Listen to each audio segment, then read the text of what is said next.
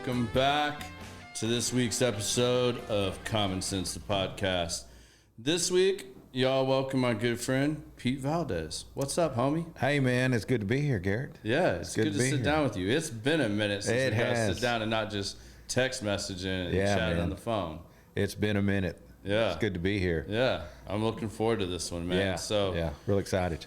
Yeah, so for everybody that does not know who Pete Valdez is, give everybody the little quick rundown of where you're from, where you grew up, what you do, a little bit of your background. Just tell everybody a little bit about what you're about. Who Pete Valdez is. Yeah, so Pete Valdez, Garland, Texas, born and raised. Still here local.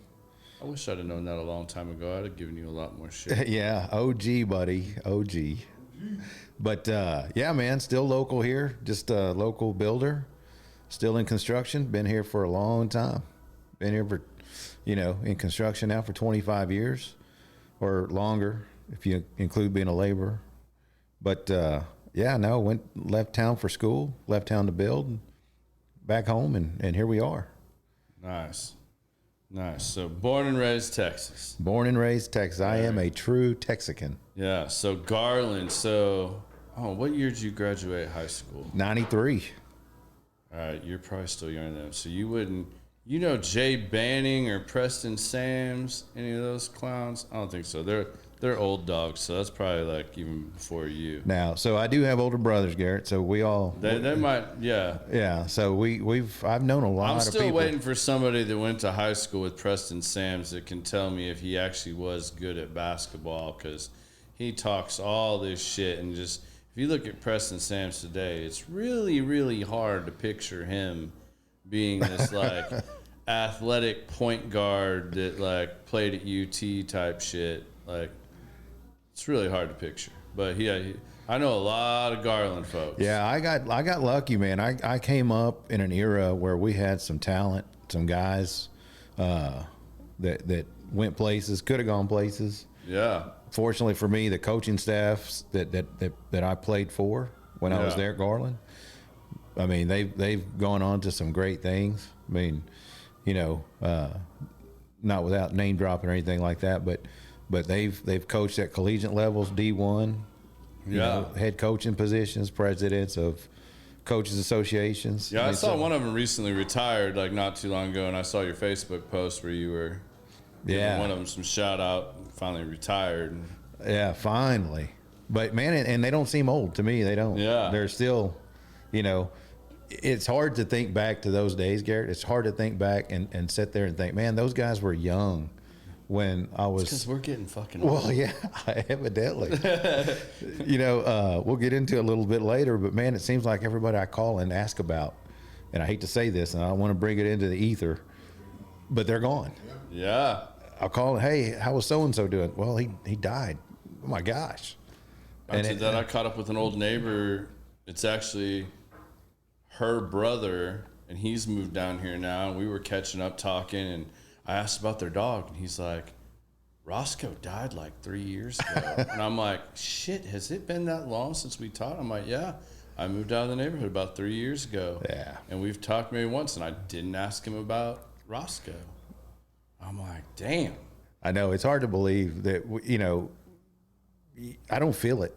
I mean, I'm feeling older. Yeah, you feel it clearly. Yeah. But you don't realize it that, man, some of these guys that were older than you or coaching you or that you've worked for or worked with. Yeah. I mean, they're gone. Gone. Yeah. And then you're thinking, man, where am I in the big picture? Right. And I'm scared because I'm 3-4 years older than you guys. I got some miles, and you think of it. And that's why 10, but who's counting? You ain't no damn. Are you 43? I'm 44. Ah, shit, okay. All right, maybe 9. Damn it. You pulled out with Pete, not me. Yeah, that's 50 here, buddy. 50 over here, Welcome man. to the club, bro. Welcome to the club. Yeah. Cross on over. We'll let the youngin' over there still do it. So what sports did you play? Football and baseball. Football, baseball. Which was your better sport? Baseball, by far. Same. Here's how it went for me. When you're doing your exit, not exit interview, so to speak, but when you're done for the season and in your football season, you're clearing out your locker and the coaches call you in and They, I'm not to say that I was shabby. I mean, fortunately got my name on a couple of plaques over there at the field house, but my position coach said, "Man, I'm glad you have a good future in baseball."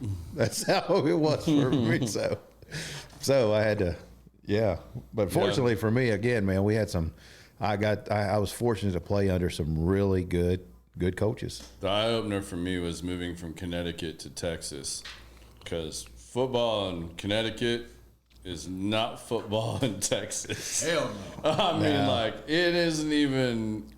I mean, like, there are middle schools that have a bigger situation than we had in high school in Connecticut. I mean, it's just. I mean, it's Friday Night Lights here. And, I mean, you get down here, and, I mean, unfortunate for me, when I got down here, Coach's son played my position. So I was like, and I'm undersized as it is. I weighed like 115 pounds at 6 foot tall, and that wasn't happening. Not with these dudes down in Texas. I was like... Connecticut, if you was on the cross of the chess team, lacrosse and chess, you was good to go. No, but you know what was like the hidden secret that I learned moving from Kansas to Connecticut? One day, my buddies, after I got to know a few people, were like, after baseball practice, they're like, "Hey, come with us." I'm like, "Where are we going?" They're like, "Field hockey." I'm like, "What in the fuck is field hockey?" It's like, "Oh, come with us." Yeah, I still wouldn't know.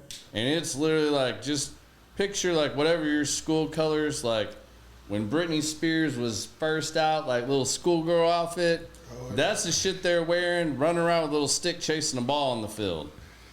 And I was like... You're talking about the dudes? No, I'm talking about girls. Okay, just checking. I mean, today's day, thank you for clearing that up, because I was wondering the same thing. No, we all went to go watch, and I was like... the girls were playing field hockey. Girls wearing, like, Britney I thought Spears you Kansas outfit. boys was out there in kilts. I was going to... Yeah, that's what I was... No. I'm from Nebraska. We don't want to do it like that. Yeah. No, hey, girls. I was going to say, I'm from Garland now. Come on now. Yeah, but you know what the modern day thing is that for now, man, we sound like old perverts. I'm about to say, because now volleyball, I'm going to say less. Anyway, Pete. Hey. Back to your baseball story. But going into that, though, that's what's cool as you progress through your life, right? You start playing different sports and get exposed to all these things. Volleyball being one of them. I haven't played field hockey ever or even been exposed to it. I'd hope not. We'll get you a kill. And, right. We'd have to ask pronouns. Right. But, man, so volleyball, going back to business point, yeah, man, there's some quality scenery, Now, from Nebraska, I will say we got like the number one volleyball team in the nation. Back in our heyday, this buddy of mine. It's sad that all you can talk about is volleyball. Because I can't say shit about the football team's coming back, though. Man, they say I that think shit that's about to turn a corner for y'all. No, I think you Whatever. legit are turning a corner. Y'all got a good football coach up there. That football team is that football coach is a good quality coach. That kid that's playing quarterback for them now could have gone to Ohio State, Miami. I mean, he had lots of Georgia. He had lots of offers. I mean, we play Colorado this weekend. Let's see what happens. Is that that Hispanic kid, the quarterback? Yeah, he's talented. He's got some talent. There's no doubt. This will be the first Nebraska game I watched this weekend in about 5 years. Anyway. They almost won me some money last weekend. If it hadn't been for LSU and Brian Kelly's sorry ass coaching that team horribly. Oh, and then don't forget about him beating his fist on the table saying, we got to be better. That was fake. It was so fake. Oh, my gosh, it was so fake. Yeah. I mean, what do you mean? That's your job. That's your only job, is to make your team play And he better. didn't even sound sincere. Like, it was like, I'm going to do this for, like, show in front of the cameras and act like I'm really mad. Like, no, that's why your team's soft, bro. Like, because you carry that same thing as a coach, coaching those young men. Agreed. Soft, undisciplined, and you saw it on the field. That's what happens. It translates.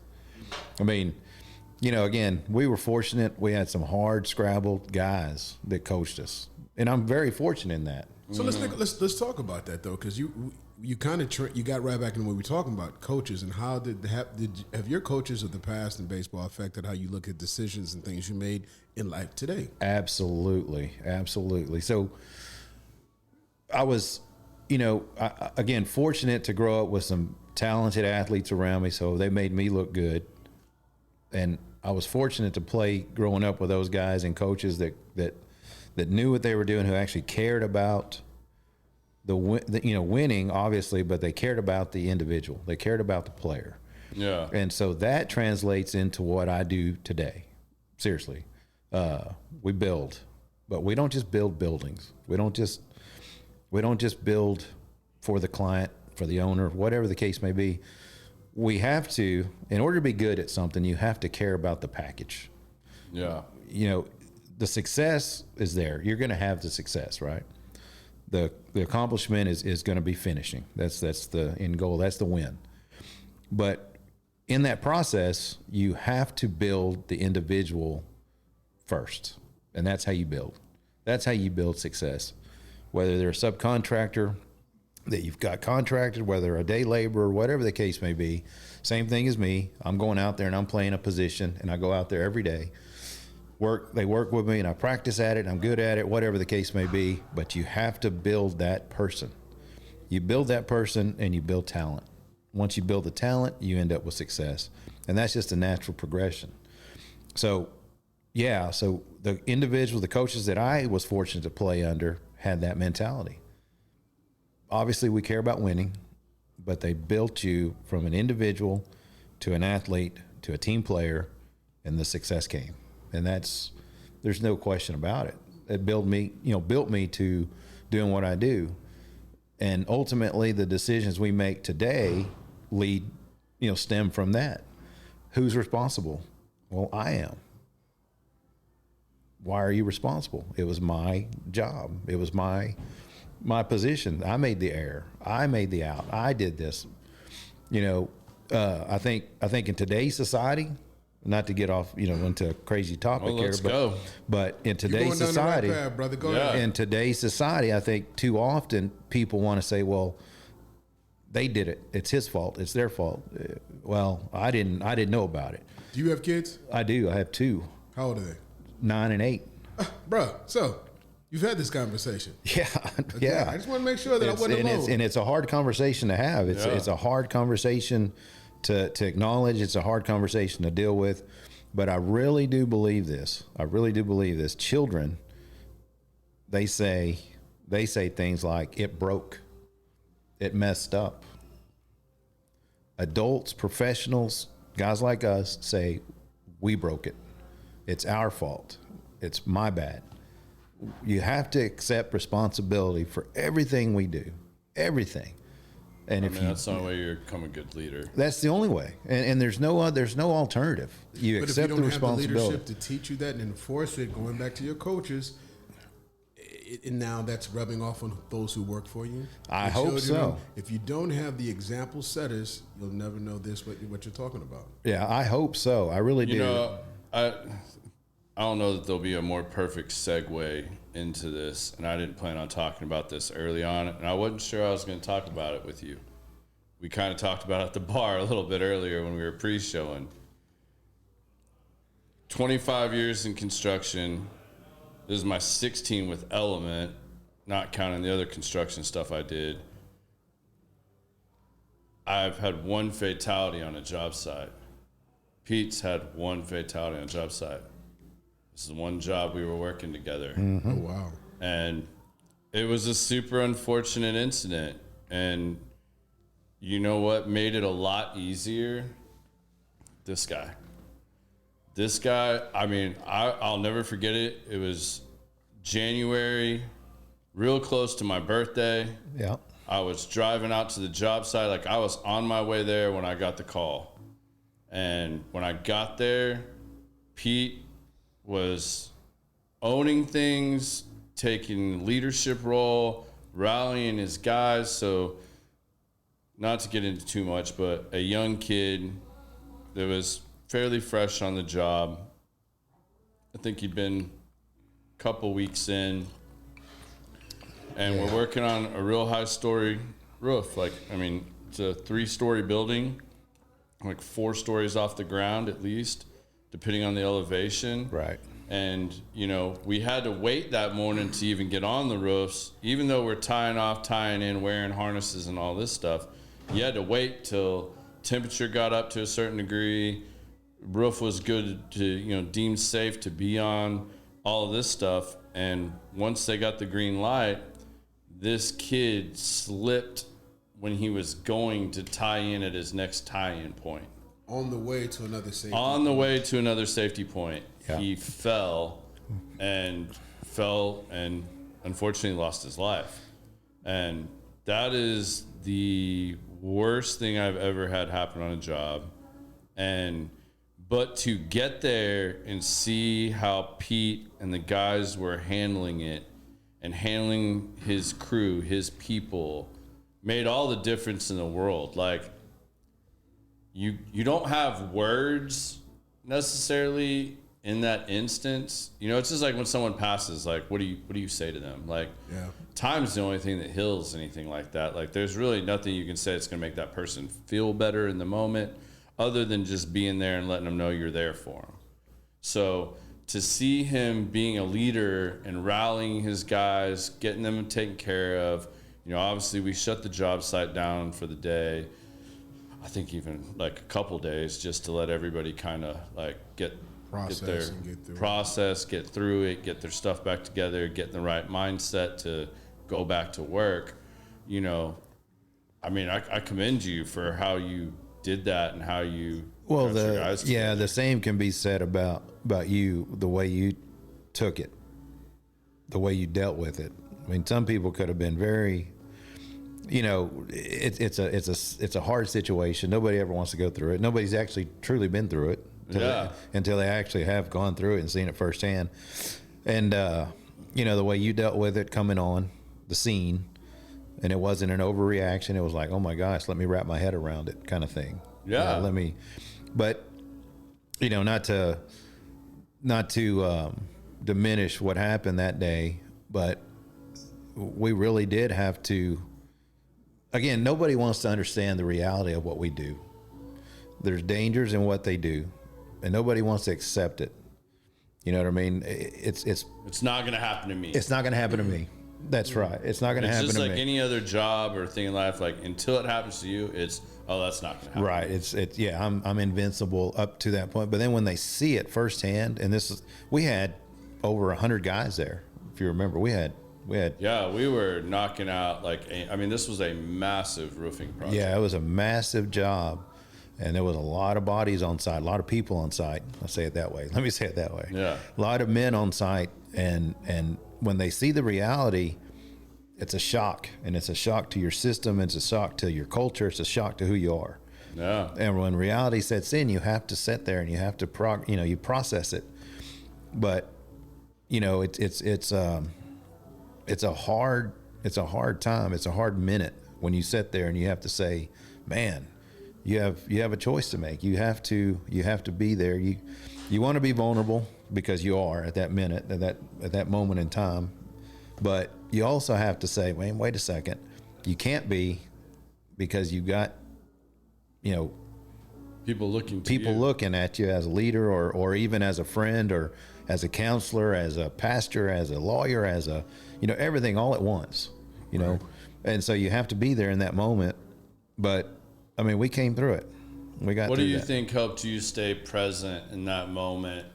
And were the key things that really helped you, A, calm the situation down, B, get your guys to a point where they could go on? I mean, I know we had to switch out a few crews. I mean, I know there were some guys that were so shook, like the guys, Right. especially that were on that roof with him. I know we had to send them to like another job, let them get their bearings back and whatnot. And then, you know, we brought some other guys over that were willing to get back up, go back to work. But how did you process that? Like, what do you think the key things that helped you, you know, maneuver through all of that? You know, I can honestly sit here and tell you, Garrett, I don't know. I really don't. I know that my faith in Christ certainly played its role in that. But man, it's a scenario you don't want to ever be in, right? But you think to yourself, when there's chaos, when you're surrounded by chaos and you're the calmest person in the room, you're either ignorant and you don't know what the situation is, or you just know what the situation is, if that makes sense. I mean, and knowing, hey, there's a tragedy, knowing that some guys are going to react, and they're going to react differently.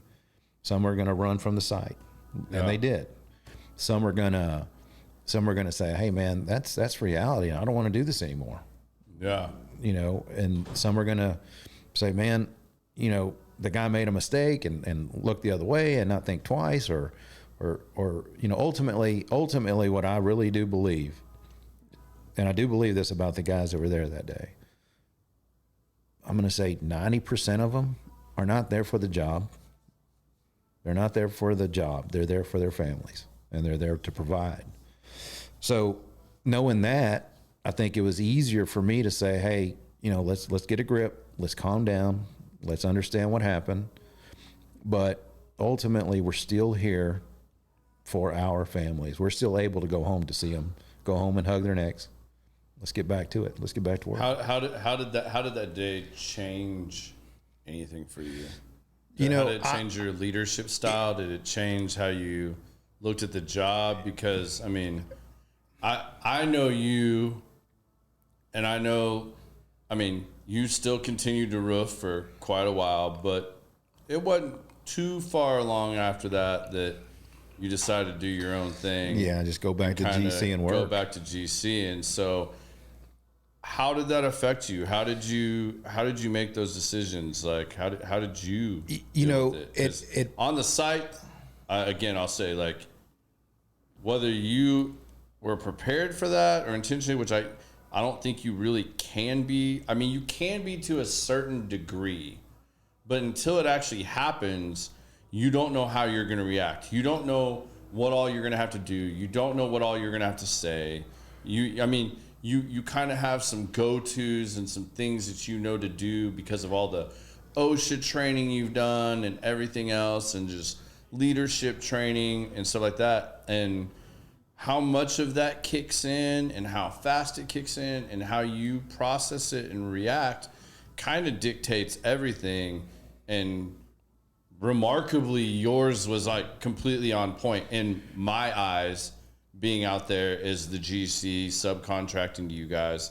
So I'm just curious as to how that, did it change things for you? It did. It really did. And it changed it. So, well, a couple of things you hit on there. We'll hit on them kind of point by point there, but it really did. What it initially does moving forward is it gave me a better perspective of the trade partners that we have, of the subcontractors that come to work for us. Yeah. And you understand that, hey, those guys are ultimately at risk. Those guys, they're here to benefit the entire project, not just themselves. Yeah. So moving forward from that, man, I put a lot of faith and I put a lot of love into the guys who come to work for us, for me. And it's so that particular instance changed that perspective, because again, prior to that is, man, if you guys make money, I make money, we all go down the road happy. Yeah. But after that, it was, man, you guys, we go out there, we do our jobs, we protect ourselves, we take care of our families, we go home at the end of the day, and guess what? At the end of it, we're all happy. Afterwards, it was more of, hey, let me go out there and shake hands. Let me go out there and touch these guys. Let me go out there and understand, from the guy pushing the broom to the guy that's telling them how to do it. Let me figure out who all these guys are. Let me touch them.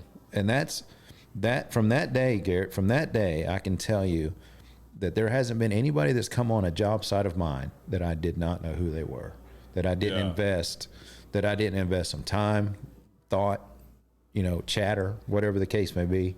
I'm not best friends with any of them. Don't get me wrong by any means, but I know their names. Yeah. They know they can call. They know who I am. Yeah. Which is important to me. So so that changed, certainly changed from that perspective. You know, the way we look at the safety on a job site, the way I look at safety on a job site, the way, you know, I deal with situations changed. Yeah, because, you know, a lot of these guys, they do not want to do this shit. And if they can find a little loophole and they don't have to do it, or someone ain't watching, they do it. I mean, I can guarantee you, like, after that day, there was no more of this bullshit of like, no, I'm good. Like, I don't need to be tied off or whatever. Like, no, a dude that actually was and was like doing the right process and didn't make it through the process died. Yeah. Like, so I don't want to come out here and see some guy even on a 2-story roof, because technically when they're up at the peak, that's 3 stories. Or more. Right. So, I mean, like, I don't want to, I have zero tolerance for that anymore. Like, if I walk out on a job site, any of my job sites, and I see that shit, like, I used to have guys just get mad at me because, like, I was, like, the power cord Nazi. If they had taped together bullshit power cords, I would pull out my pocket knife, rip that shit, and I would pull out their shit, and it's gone in the trash. Go buy a new one. And, you know, looking back at it now, and you think about that, you think about just that simple act of cutting it up. Well, man, that's somebody's money that they had to pay for them to do their job. Yeah. You know what I mean? But it could also be their life. Exactly. That's the point. I know, moving after that incident, I know that I take wholeheartedly the you know, what can happen, what the possibilities are. Now, I don't want to live with them, don't get me wrong. Yeah. And the reality of what we do is dangerous, regardless if you're walking, you know, along a foundation that just poured piers. There's danger in that. There's danger in, you know, steel being erected. There's danger in, you know, sky tracks moving around. There's danger in anything we do. Traffic around you. Right. I mean, there's everywhere we turn, there's something that you're vulnerable to. It could be a 2x4 laying on the ground. Well, all of a sudden, next thing you know, it trips you up and you fall on something that hurts you. Yeah. I mean, it's a dangerous environment that we live in. It's in a dangerous environment. Construction is anyway, but then you think about that and it translates to everything we do anyway. It translates to walking in the park. It translates to going to the grocery store. It translates to, you know, going to church on Sunday. I mean, everything, there's a vulnerability in that. So, yeah, I mean, from the perspective of what happened that day, and I don't want to make light of it, but I know that particular, so, and not to change the topic, but yeah, Hispanics by nature are very, very, very superstitious. And so when that kid came down off that roof, man, that roof was cursed. Yeah. I mean, it was, nobody wanted back on it. Yeah, nobody, I mean, for a while there, I thought it was just going to be you up there finishing the job. I'm not going to lie. At least that building, I was like, man, it can be. Yeah, it was nobody. None of the guys. And it's, you know, you have to help them understand it's not a curse. It was an accident. And you know, preaching through that was a struggle. That was a grind for sure. But yeah, after that, it was, and I'm happy to say since we haven't had any accidents, haven't had any downtime, and not to knock on, you know, let me knock on some wood here, but I've fortunate that we haven't had any accidents since.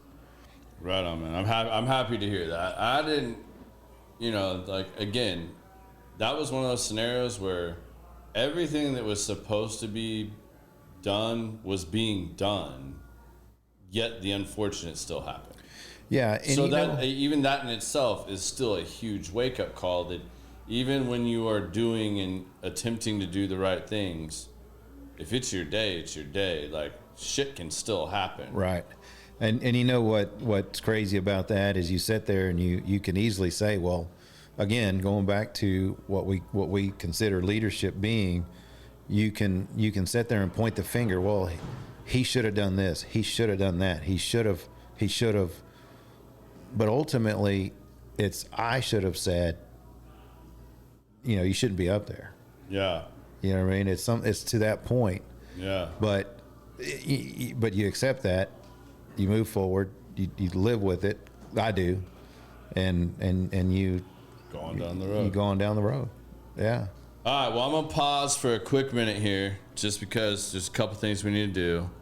Somebody's birthday was a few days ago, so we need to give Biz a little happy birthday, brother. There you go, man. It was another Tuesday. Closest show to your birthday.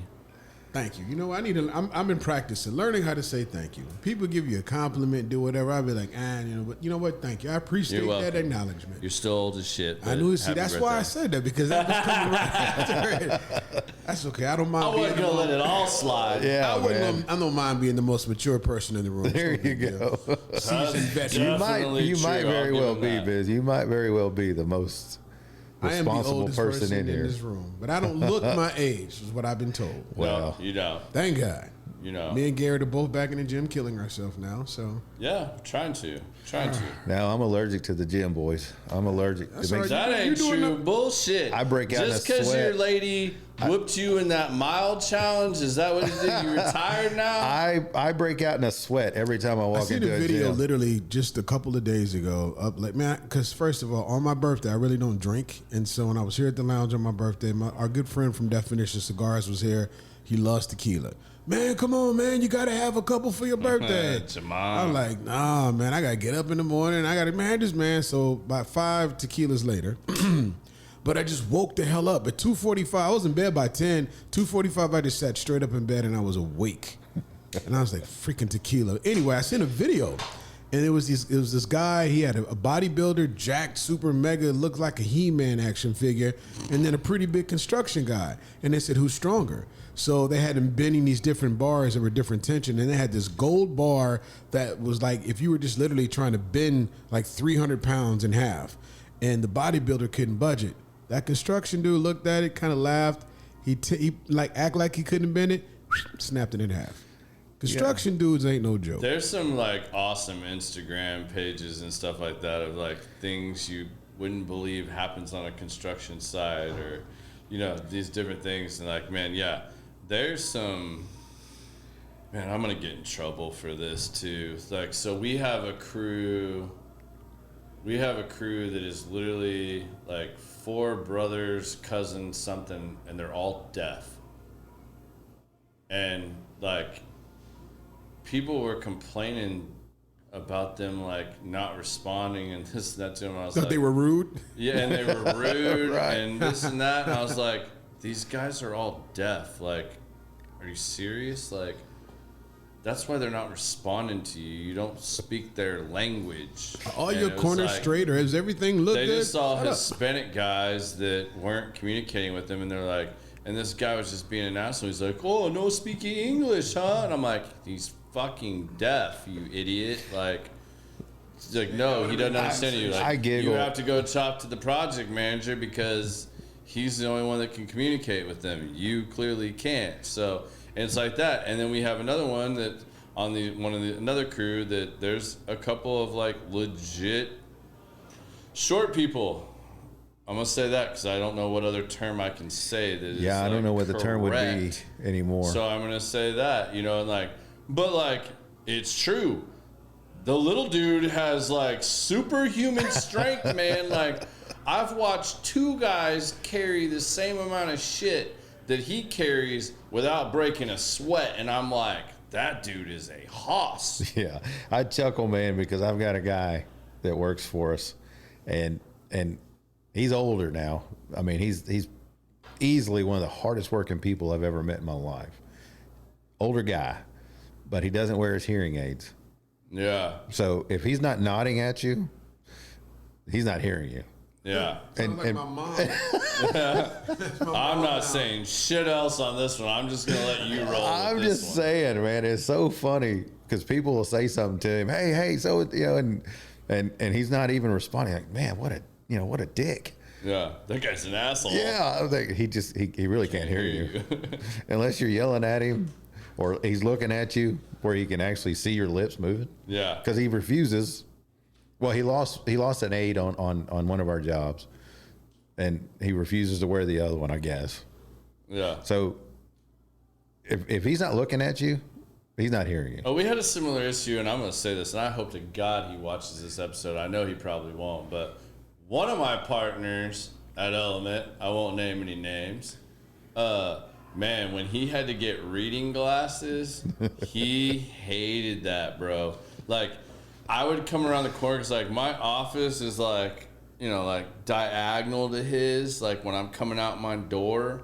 And he would be busy working behind his big monitor. And, man, he would just take them and chunk them when I'm flying in the room.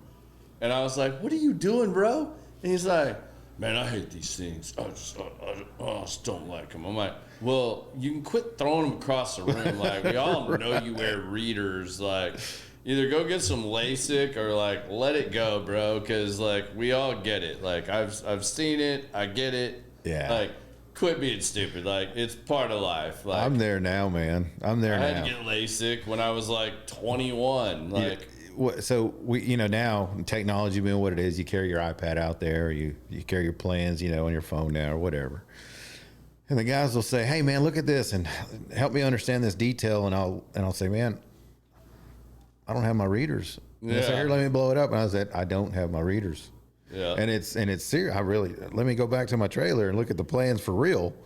And I'll be right back. Yeah. But you know, what's funny about that is it gives you a chance to unwind too.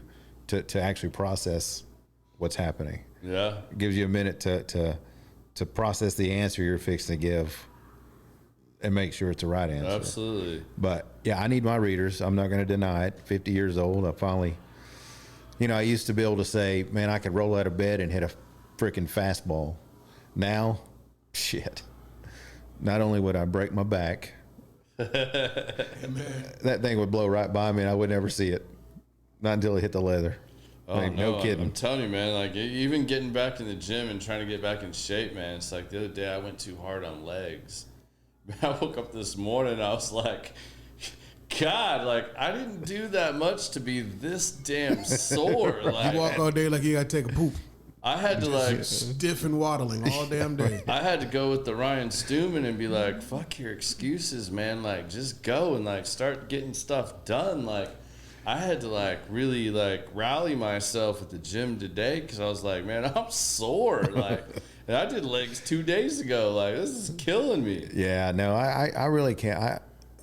One, gym memberships are too expensive, and I know there's stuff you can do at the house, right? You can work out if you feel like working. I mean, let's talk about when you lost your mile bet. I mean, it seems like that was the end point. It might have been. It might have been. Well, you know, when the wife got you on the mileage. Yeah, I mean, because that don't take nothing. I mean, you go walk your miles anywhere. Well, but remember, if you remember, and I don't know, but so we did this. You remember the deal? I don't know. So it was, I don't know, a 500-mile challenge, and you had, you know, however many days to. But she would not. 144 miles. Yeah, I it was. Yeah, it might have been 144.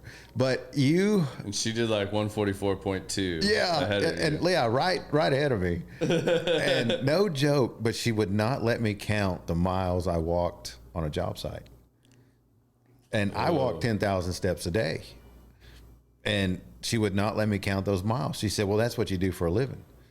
And I said, well, that should still count towards my mileage goal. Nope. It's got to be after work. It's got to be after hours. It's got to be before work. It's got to be extra. Yeah, it's got to be extra. So, yeah, I have to admit, I will admit this, Garrett, since you bring it up, fucker. She did beat me by a minute and a step, I think. A minute and a step. Yeah, so she did win. I'm just trying to get some brownie points in. No, man, you know. she did, and I'm proud of her for doing that. Actually, she smoked me. But yeah, that does break your will. Actually, yeah, broke I mean, mine. it can be frustrating, man. Like you're fighting your own demons, no matter if it's the gym, at home, walking. Like that mindset, and to get yourself somewhere and to go when you don't want to go. Like Every morning. that's, I mean, you were up too late or you didn't sleep good or whatever. But, you know, I can honestly say now being about 3 weeks back in, man, it is like the biggest difference in my life, whether or not I go. Like, as shitty of a mood or how bad of a mood or how bad I feel prior, by the time I'm done, I'm like, all right, I'm good. Like I'm better. You Like, know, I did something and I accomplished something. My biggest excuse, and it is an excuse, and I'll come clean. It's an excuse, and it's really all it is an excuse. Is, you know, the mindset has to shift, right? You have to be disciplined to do that. But like you said, it makes you feel better. You know, you're just healthier. Your blood's pumping. You know, you're getting the bad toxins out of your body. You're doing the right things, right? Man, but the excuse for me is I'm never going to be at the level I once was. I'm never going to compete at a level that I once did. And so why do I want to go and bust my butt to go out there and not? It's not true. It's well, for me, it's not true. No, it's not. I was fortunate to play at a high level. I did as well. Yeah. Reload. Yeah, I mean, I get it, but I mean, like, I can say, like, physically, I'm in better shape than I was in my 30s. You know, for like, me, and to keep going down that road and pushing that, like, I'm definitely, like, I'm closer. And, you know, it's like, I can only relate it to being like, because I was always like super skinny kid that couldn't put on weight. And I wanted bigger arms, bigger legs, broader shoulders, bigger biceps. Well, the good thing about like getting fat and out of shape is you have a lot more to work with versus trying to put it on. Like, that's way harder. So like now it's like, oh man, like I can see the progress. Like, oh, this is what I want to do. This is where I'm going. This is what I want to work towards. So it actually is, man. And like, and the more you've learned, now you're not just doing the stupid shit you were doing in the gym in high school, you know, or college, whatever. Like, you're able to compound that knowledge and actually do more. And then like just staying on top of your health. Like, since I started doing blood work quarterly now and seeing like things like, who would have known, like, I'm vitamin D deficient, but like, do you know what a difference that makes? Like, getting like just that correct, like, it's huge. Y'all welcome Twiggy to the show. Woo! So yeah, I mean, little things like that. And I mean, like, even if it's just your overall health, you know, heart disease is big in my family. And, you know, perfect example, the other day I had a light headache and I knew I'd eaten, so it wasn't like the day before where I kind of got busy working and I let things kind of slide. And I was telling my wife, I was like, you know, we had this conversation just the other night, and I was like, man, like, I just feel kind of worn down, but I mean, I've been getting back into the grind and everything, and work's been a little stressful, you know, these things have come up. So I was kind of really like checking myself. So like, I took my blood pressure at work. I was like, all right, now my blood pressure, because I was like 118/76. I was like, I'm money. Like, that's money for me. Like, that's really good. That's almost like starting to get back to where it's too low and might have to change some medication. So that happened. And then it was like, well, I ate. And then I was like, man, like, I feel like I'm running hot today. And just didn't quite feel right. I took a 45-minute nap when I got home. That's that menopause, man. And then I got up and took my temperature and was like, do I have a temperature? Nope, I'm good. Like, all right, like, so I'm good. Menopause, right there. Yeah, that's a real thing, too. And my wife will tell you right now, I am fully on my menopause right now. Now, mine will tell you I'm bipolar.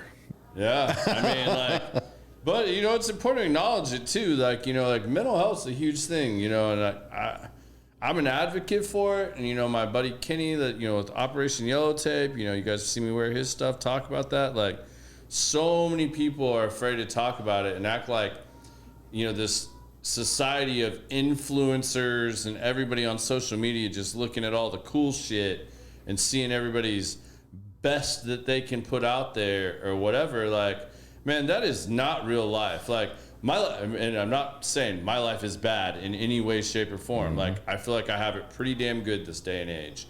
But, like, man, like, I struggle. Like, ask Biz. We started texting the other day, and I was like, bro, I'm so glad I went to the gym today, because, like, otherwise I feel like I would be violent today. Like, Everybody is He pissing said me that. off. I was like, damn, I ain't never heard him talk like that. I was like, everything is pissing me off, and like I can't deal with people today. Like, I'm short. I know I am. I'm trying to not be shitty to my wife or my friends, but like, man, like today is really a struggle because it started off as like, hey man, we fucked up the date on the We're talking about the date on your thing. Yeah, that's and what like that started the conversation. But then it was like, hey man, he's like, yeah, one of those days. And I'm like, yeah, right there with you. And then we just started rolling. But like, you know what? Like the ability to talk about that.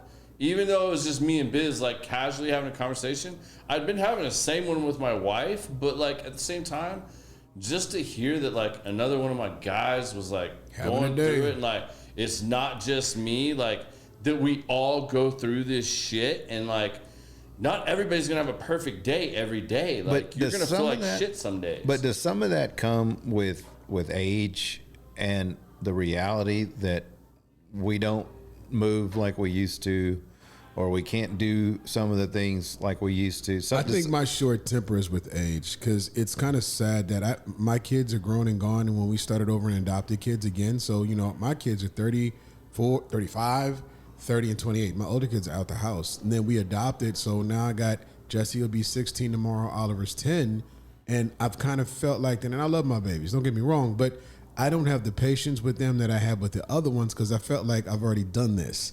So I expect so much out of these two because of how I've already been down this path already, and now my older kids kind of get it, and I got to be patient with them to get it. But I'm kind of short with everybody, even in the gym. Like, what is your getaway? If you like, the gym is my refuge, but I get it out the way first thing in the morning. That helps me deal with the rest of the day. What do you do to decompress? What is your decompression? Drink, man. Okay, well, shit, that's it. Okay. I wait until Friday. I wait until Friday afternoon after work, but that's a decompression. That really is, and unfortunately, that is the. And I can tell you right now, don't try to outdrink this fool drinking beer. I've never seen someone polish off beer like, and it ain't even like I know some dudes that can like chug a beer in like record times. It ain't like that. But like to just sit and steadily just kill beer And just be chill. This dude right here, man, like I will give him the trophy and I would put it up against a lot of people. And that's really not a badge of honor, truthfully, man, but that's your honest decompression. It really is. And then Sunday rolls around, and the great thing about it is you get to go to church, you get to be around community, you get to be there, and then that's really the true decompression.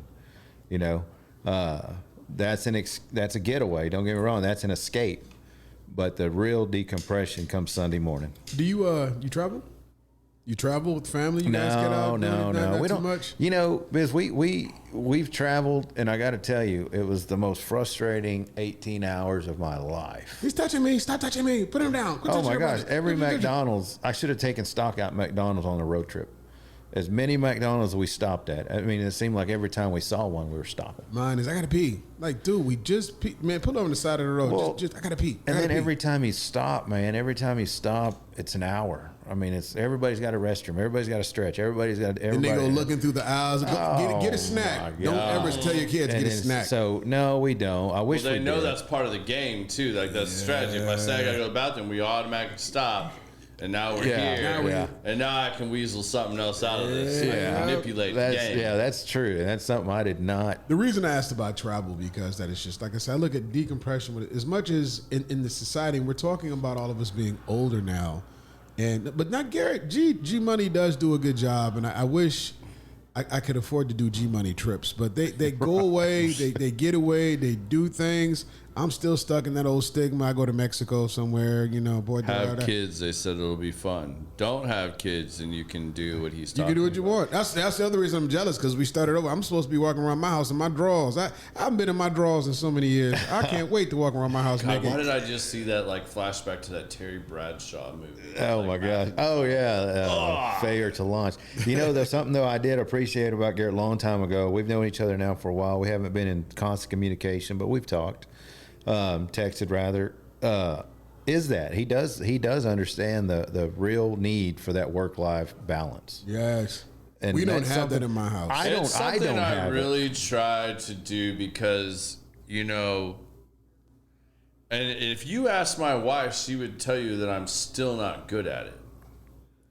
And We can't that's tell. an honest, but it's an honest reflection though within certain parameters, because what you don't see is like I won't take any time off through like the busy season. Like when the year starts out, you know, like my work schedule gets real crazy at different times, and we're really bad about it. And then you take into account birthdays, anniversary, and stuff like that. Like, so I'll slow roll the whole first part of the year and be like, oh, it's a fresh year. I'm energized. Like, let's go. I've got trade shows. I've got these things. All right, not taking off any time. I mean, I might take a day here or there, but like really don't take any trips. Like, and we're going to change that. Like next year, I am taking a vacation in the spring.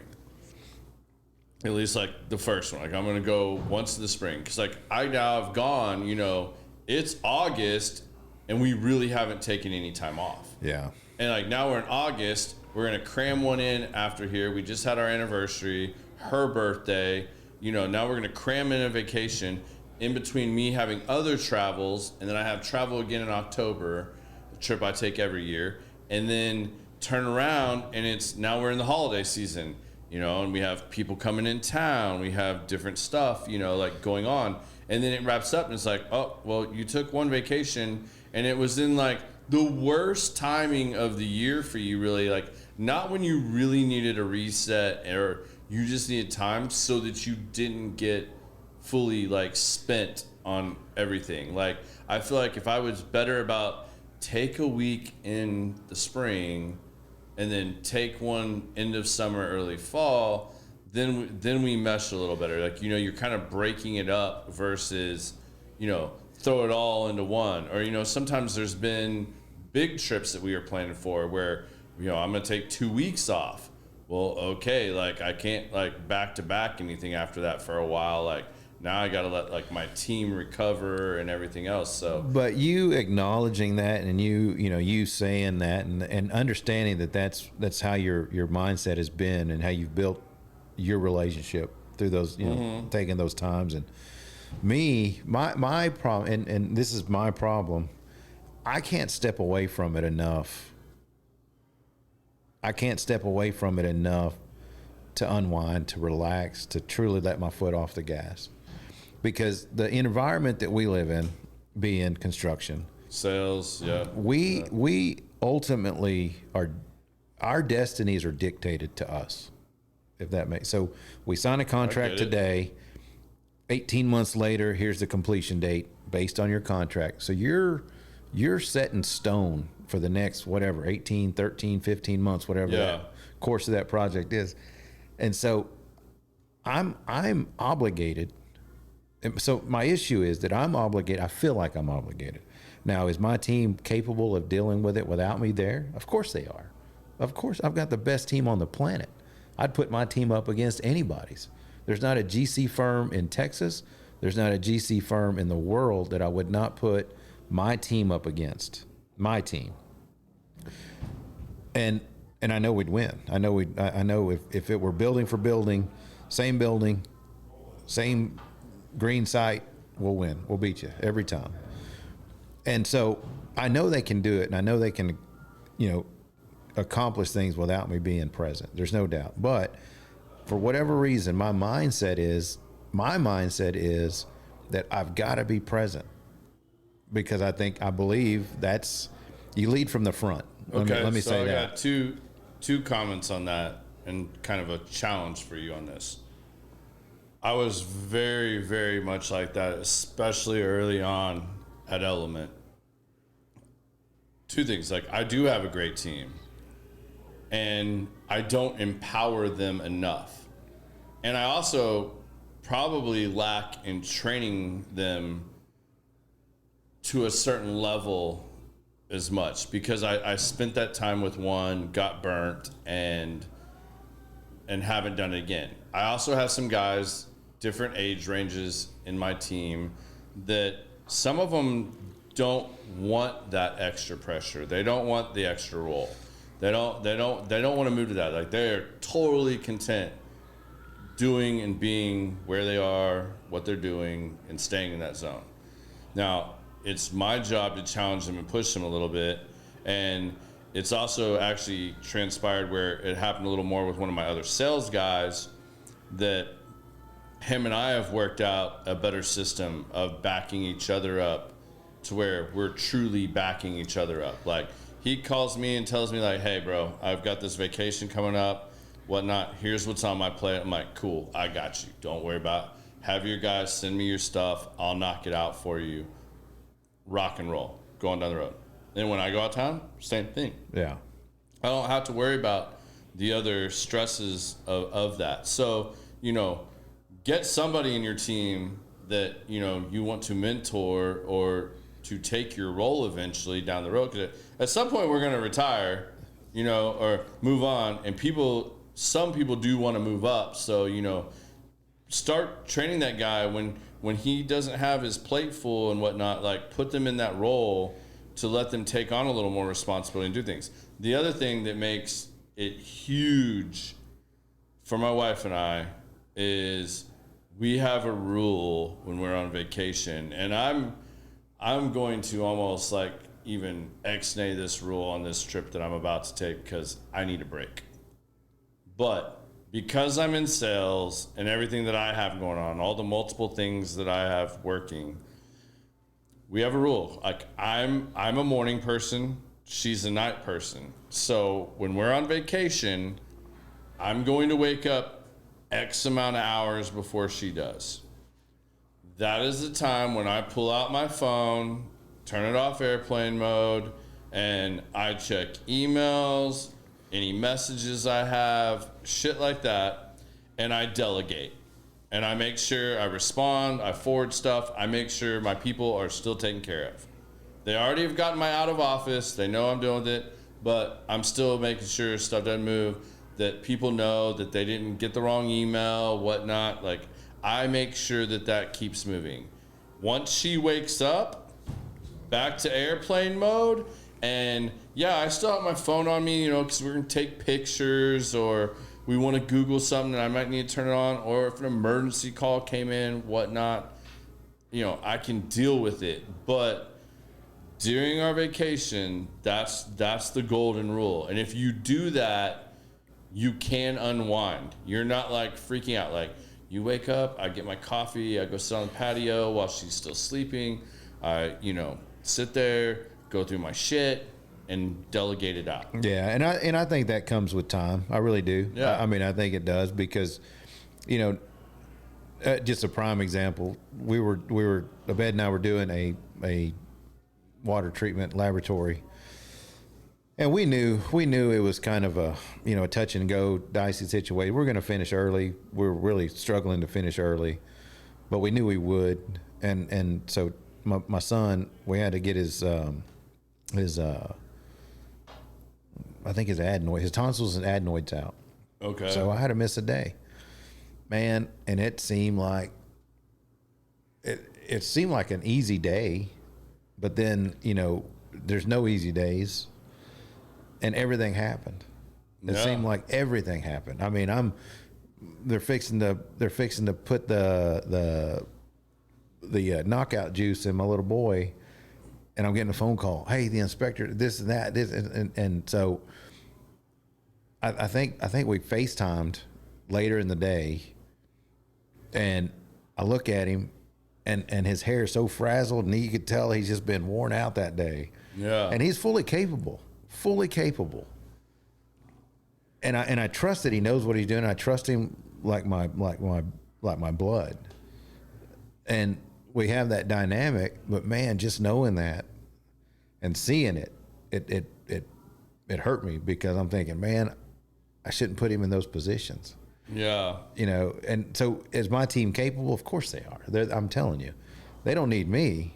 Yeah. Well, I could drop dead you gotta trust in them, and and then talk about it afterwards, and coach them up on the points where they struggled, or maybe it was just how relaying to them and teaching them how you dealt with it. Because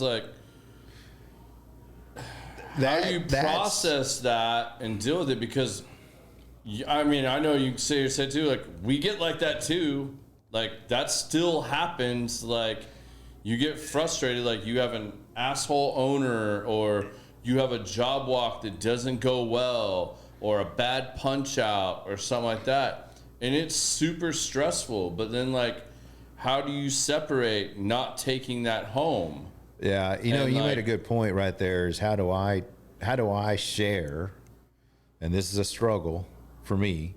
Yeah. How do I share how I dealt with it, how I would have dealt with it, how I deal with those things?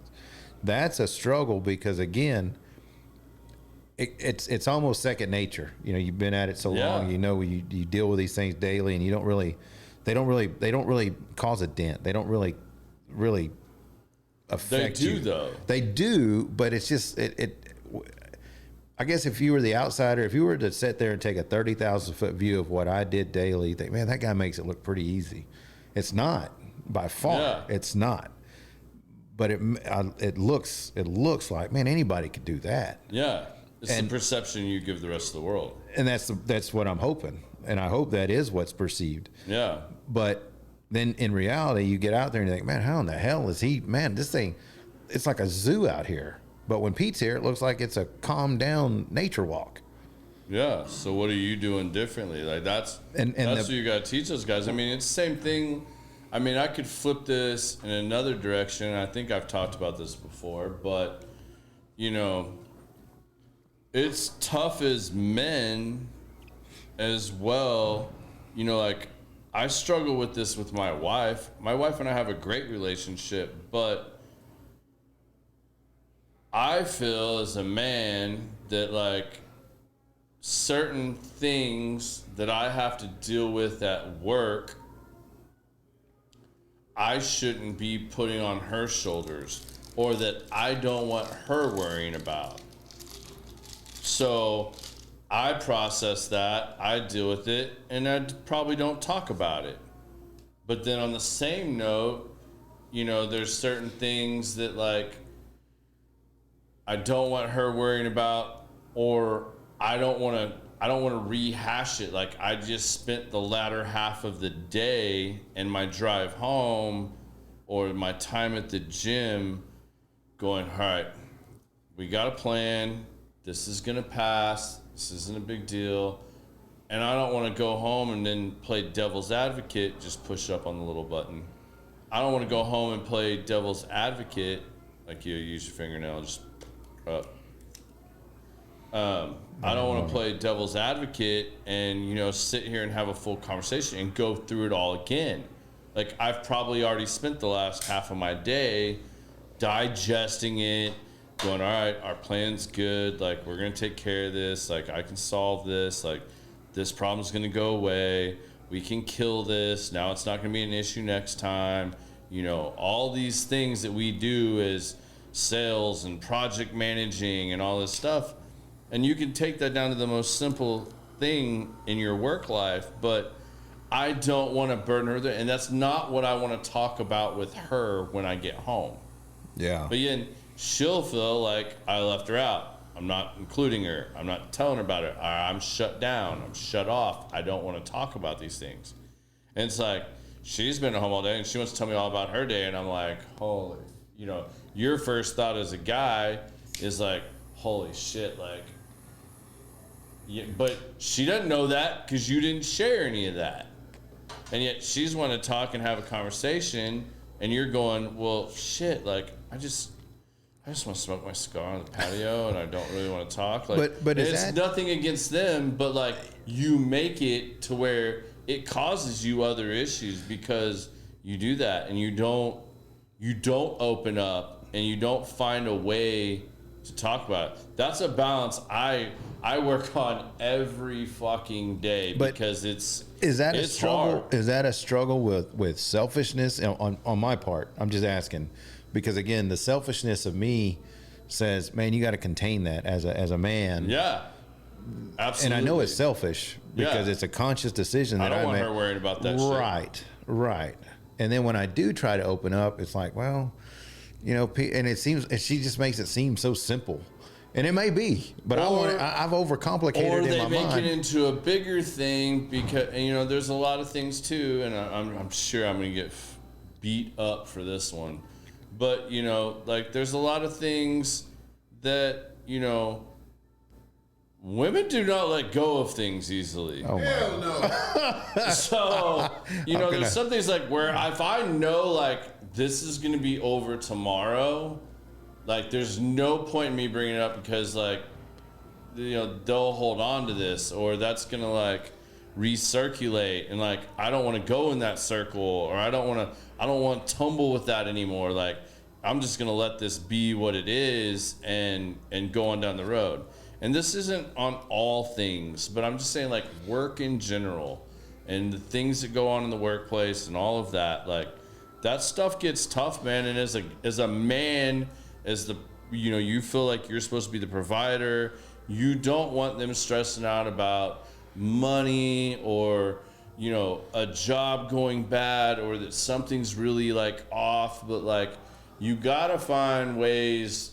I know I do. And this is a huge struggle for me. So like, I'm by no means the expert on this, or don't necessarily follow my advice. I'm just saying like, these are things I work through, and this is kind of my thought process on it. You have to find a happy medium there. I don't know what that is all the time, but you have to find that because. As guys, I do feel like innately we just want to carry that burden fully and not be owned by that. And women want to discuss those things. They want to hear about your day. They want to talk about it. They want to help you get it off your chest. And like that's not a bad thing, but you got to find the right balance in what you're open with. And there, like there's sometimes I told her like and I just that way it's easier for me. I will say like, hey. I know this is something I'm bad at. I don't want to debate this or play devil's advocate, but I'm going to tell you about how shitty my day was. And that was a huge step for me personally, just to be like, hey, I don't want to do the dirty dozens here. I don't want to round table this. Like, I'm just going to tell you, I'm not looking for feedback or anything like that. Like, I just want to get this off my chest. I just need you to listen to me.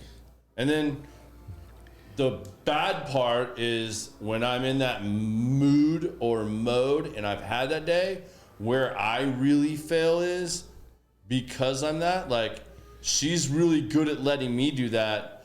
I'm not as good at doing that for her. So how do you deal with, and I'm just asking again,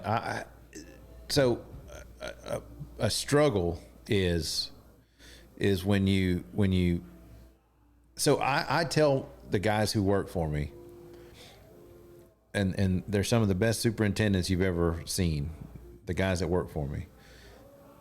I preach to them transparency, open, honest conversations. Yeah. And I have crucial conversations, critical conversations with them. And I expect open dialogue, feedback, open transparency, open honesty. That's what I preach to them, and I expect it. Yeah. I don't know why it's so easy for me to deal with those things during the day, during a work shift, and I can't do that, and it doesn't translate to the house. It does with my kids, but not with the missus. I think some of it too is the judgment you feel like you're facing, because there's not somebody's opinion you value more probably than your wife's. Man, so that's probably, I would say as a guy, that's got to be like 98% that of was it. so well put. So let me ask you guys this: how long have you been married? I just celebrated my anniversary last Friday.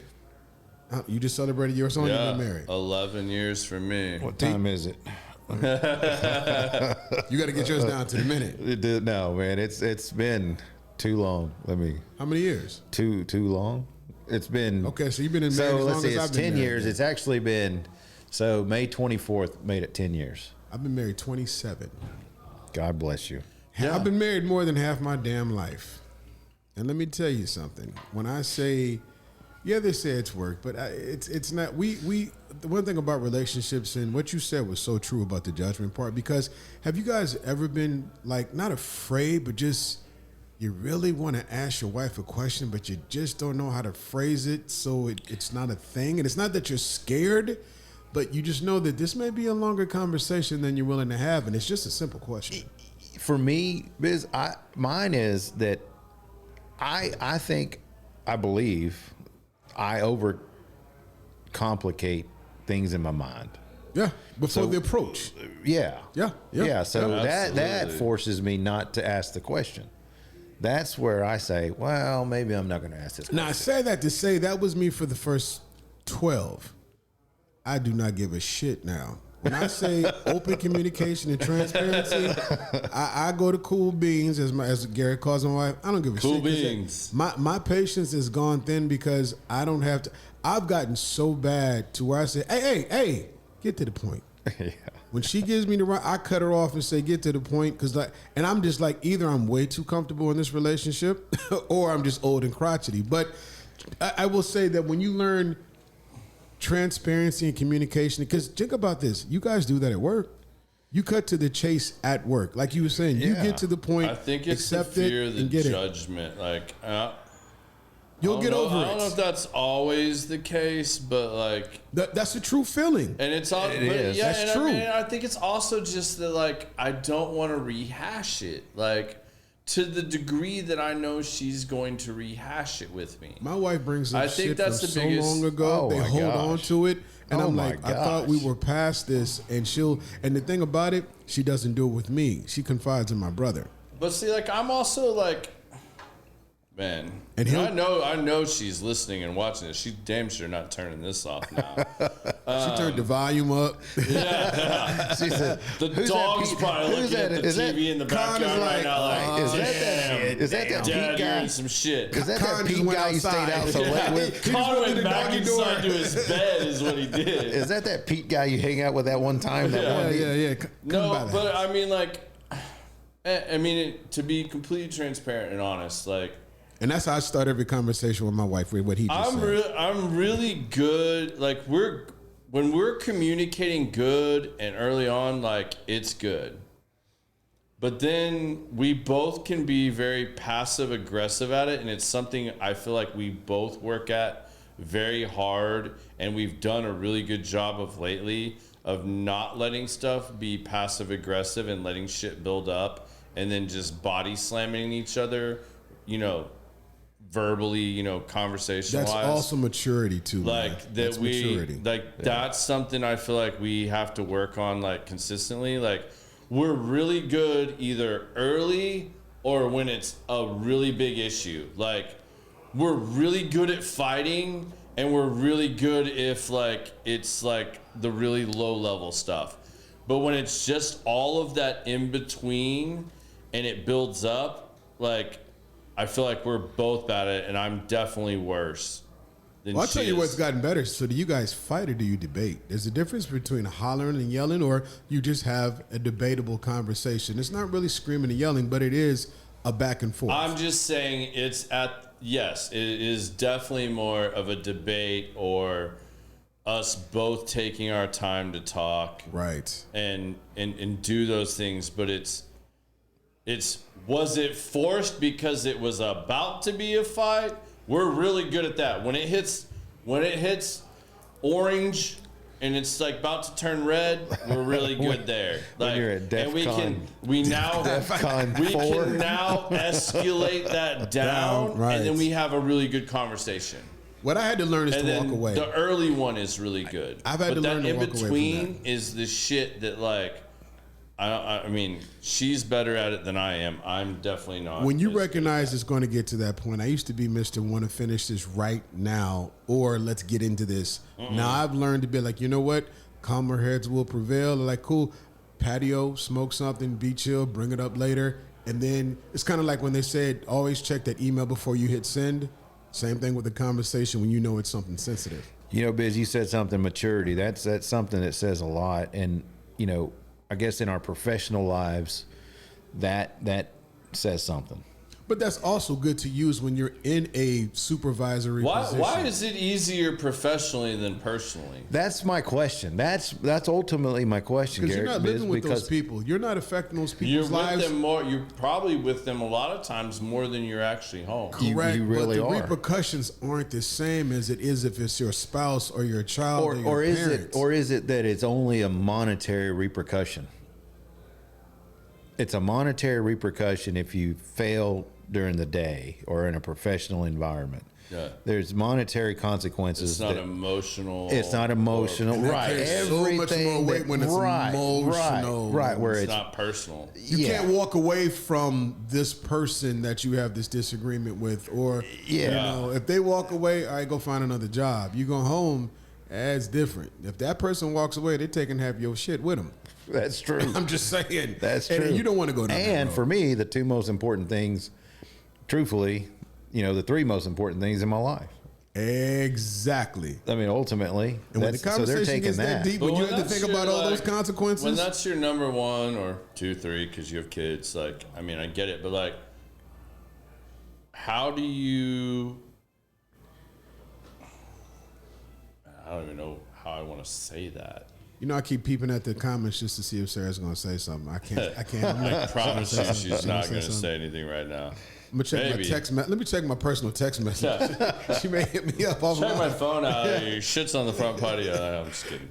No, I mean it's hard because like you're right. Like work, you can separate because you can walk away from it. You can create separation there. At home, that's a lot harder. You can't really like do that. Like I was the same way as Biz just said when and I've said this before. I think this is the worst piece of marital advice somebody can give a newlywed is to tell them don't ever go to bed mad. Yeah. That is the biggest crock of shit in the world. First of all, my wife, and I'm assuming a lot of other people's wives, like I don't think this is like just my wife, she needs time to process. Like she wants to like go through it. She wants to think about it. She wants to, do her thing. And trust me, it's best that I let her do that. Like if I force that, we're fisticuffs. Right? Yeah. I mean, like it's going down. Like we're gonna have a FU fight, and like it's just gonna be bad. But the next morning, we're both like, I'm really sorry. Like, I was an asshole. Like, you do those things. But I tried to force that early on in our marriage because I was given that advice. And that's the way I do it. Like, I have the mentality of like, nope, let's talk about it now. Let's get it over with. Let's get it out of our system. And now we can just move on. Like, we're still going to be mad at each other and, like, we're going to have to go through our little cool-off period, but it's over with. We don't have to rehash that thing again. Whereas now I know, like, nope. And both of us are way better. I guess it's taken 11 years, plus the other 4 or 5 that we were dating. But, like, we're both now like, all right, time out. I'm on my myriad, and she's like, I know. You need your time. Or... vice versa. I'm like, hey, all right, like let's table this, like we'll just table it, and let's talk tomorrow. Like let's both, like I love you. I'm gonna go to sleep. Like let's sleep on this. Like and we'll have a normal conversation about this tomorrow. That's been a huge game changer for us. Now, would you like two not say forcing it? taking what you just said from you and then taking what you just said, have you guys ever noticed that some of the things you've learned relationship-wise at home has helped you with dealing with issues at work and vice versa? Absolutely. So going back to your worst advice, the worst advice I was given was it's 50-50. Well, that's bullshit. I can tell you right here as I live and breathe, it's bullshit. It's not 50-50. It's 100. What's 50-50? Your relationship with your wife, it's 50-50 to make it 100. Bullshit. Break it on down. It's 100 and 100. If you're both not giving 100% to making that thing work, then it's not going to work. I would take that even further because Yeah, it's great when you're both at 100. Like you're not gonna have problems when you're both at 100. But what happens when like I'm on my myriad and I'm maybe relationship wise, communication wise, everything, maybe I'm running at 60. She's pulling 140 now to make that work. And when she's in the bad and having a tough time or life is rough for her, now maybe she's only at 80. I've got to be 120.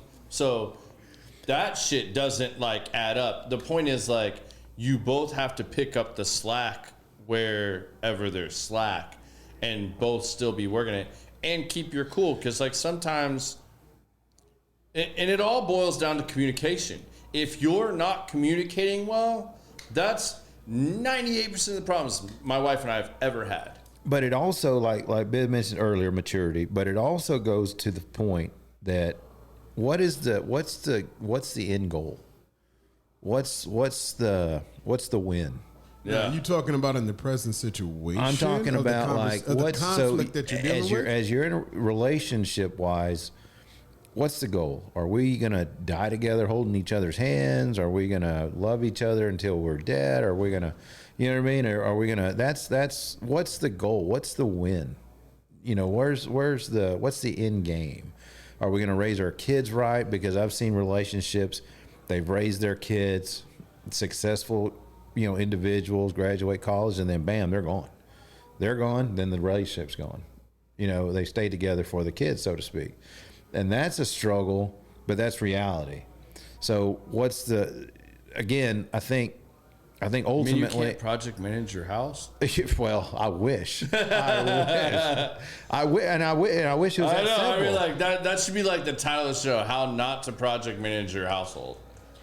I mean, I really do wish it was that simple, and it may be, and it may very well be that simple. I don't think it is because it's different terms. It's different acronyms. Well, there's It's different evolution. dynamics. There's different dynamics. Yes, the dynamics of you're talking about the DNA of two individuals that have come together, but they still have some of their own standards built into, and some of that stuff may not rear itself until later on in the relationship. You don't know. It's always evolving. And you're both still growing. Yeah, like you just said, evolving. Yeah, right. You're both both still growing and at different rates in different areas. Yep. And to continuously make that mesh and work and vibe and relate, like. And, you know, you mentioned something earlier, Biz, way early in the conversation about how did, you know, the coaches that were in my life, how does it affect my day-to-day to, you know, now? Well, my mother and my dad ultimately were the ultimate coaches rather. Facts. Yep. And I never, ever, ever in my entire childhood saw them fight. Never watched them once argue. Never once did I see them have an argument. But it's so easy today. It's so easy for me personally to just snap, overreact, say something ugly. And that's not good. That's not, and it's, but it's the same way on a, you know, even day to day professionally. It's so easy to say, God bless America. Would you just get it right? You know, and to make that snap decision or that snap judgment. The hardest part is to realize it because you just said it, but then how do you exercise it to not to hit return before you send that email? Yeah, and then so the struggle is processing that, you know, dealing with that. I'm still a Pentium 2 compared to today's technology. You know 46, baby. Yeah. you know, I'm a P60 over here, bitch. Yeah. I'm right there with you, man. What's funny to me about that too is, you know, in today's world, this is some of the things that I think are taking away from a lot of these conversations. Having things like, we celebrate mediocrity. Oh man. Woo. We give out participation trophies. Preach. We don't hold people accountable. You can't shame somebody for not doing the right thing. Even if it's something simple, like, I'm not just talking about like bullshit like bullying, fat shaming, you know, whatever. Like, that's so broad. You could go a million directions. As long as they give the effort, he's okay. Yeah. And it's like, is it really? Like, no, like, sometimes it's good to be called out. Sometimes it's good. Like, everybody needs that friend, that wife, that spouse, that partner, that's something that's going to tell you when you're slipping and call you to your shit. Like, you were an asshole. And you're not living up to what the standard you set. You're not living up to your own expectations. That's not an easy conversation to hear. No, but we've so simplified that and brought that to mediocrity as a society that look at all the like trickle down effects of that. Like, that's because we're raising a bunch of soft ass kids. Yeah, man, we really are. We really are. What is that? We're the ones raising them. Oh, not my house. But you know what I'm saying, though? Like, we're the ones raising them. It's the the generational thing. Generationally, you're right. Because we got bullied or we were unhappy. It's like, so the problem is to like outlaw that and like not make that cool.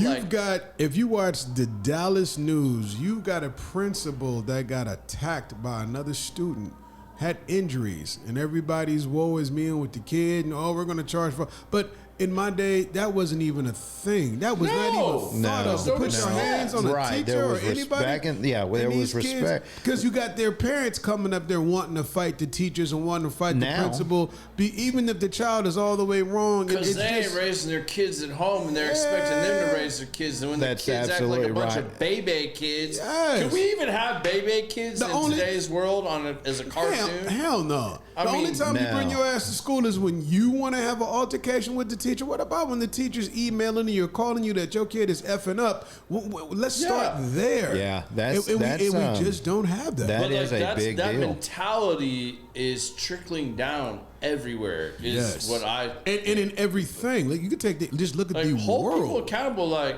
cool. Yeah, a year and a half ago, I was fat as fucking out of shape. I mean, would it have been cool if like one of my, you know what? It wasn't cool, because you know what? Like, call it cool. I'm going to blame Mason because he fat shamed me. He asked me how many I was expecting. You know what? It pissed me the fuck off right out the bat. And I was like, fuck Mason. Like, but you know what? Like, that was a reality check for me too, because like, I was also looking at my fucking pant drawer and going, shit, I'm squeezing this. I can't squeeze into this much longer. I'm about to have to buy new pants. So, like, you know what? But I didn't have the reaction that I see a lot of the new generation having. Well, yeah. No, and let me ask you a question. Did you blame the bread or did you blame Garrett? Yeah, but I looked at myself and then started making changes. That's the point. That's the deal. It takes that. But in today's world, there's so many things that you can't say those things. Everybody wants to saying those things. Everybody wants to blame the bread. Everybody wants to blame the fork. Yeah, it goes back to what you said earlier, the blame. Nobody's taking accountability. Right. They want to blame. My son just got a brand, like he wants tomorrow's his birthday, he wants an iPhone. We just got you a phone not even a month ago, a little Galaxy phone, and it's already cracked. And the first thing he said, well, that's because my friend stepped on it. I said, no, that is because you did not take care of it to allow something to happen to it.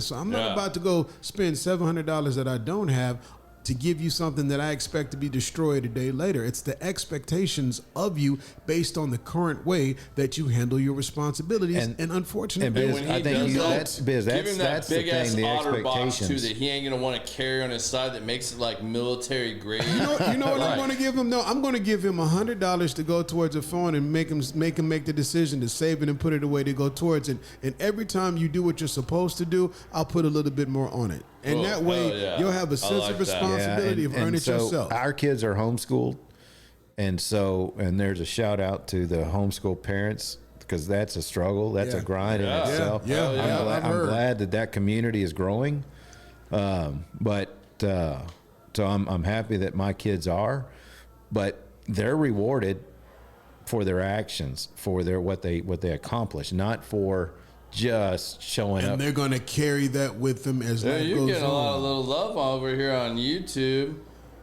Proud white boy, I farted. Oh, good for you.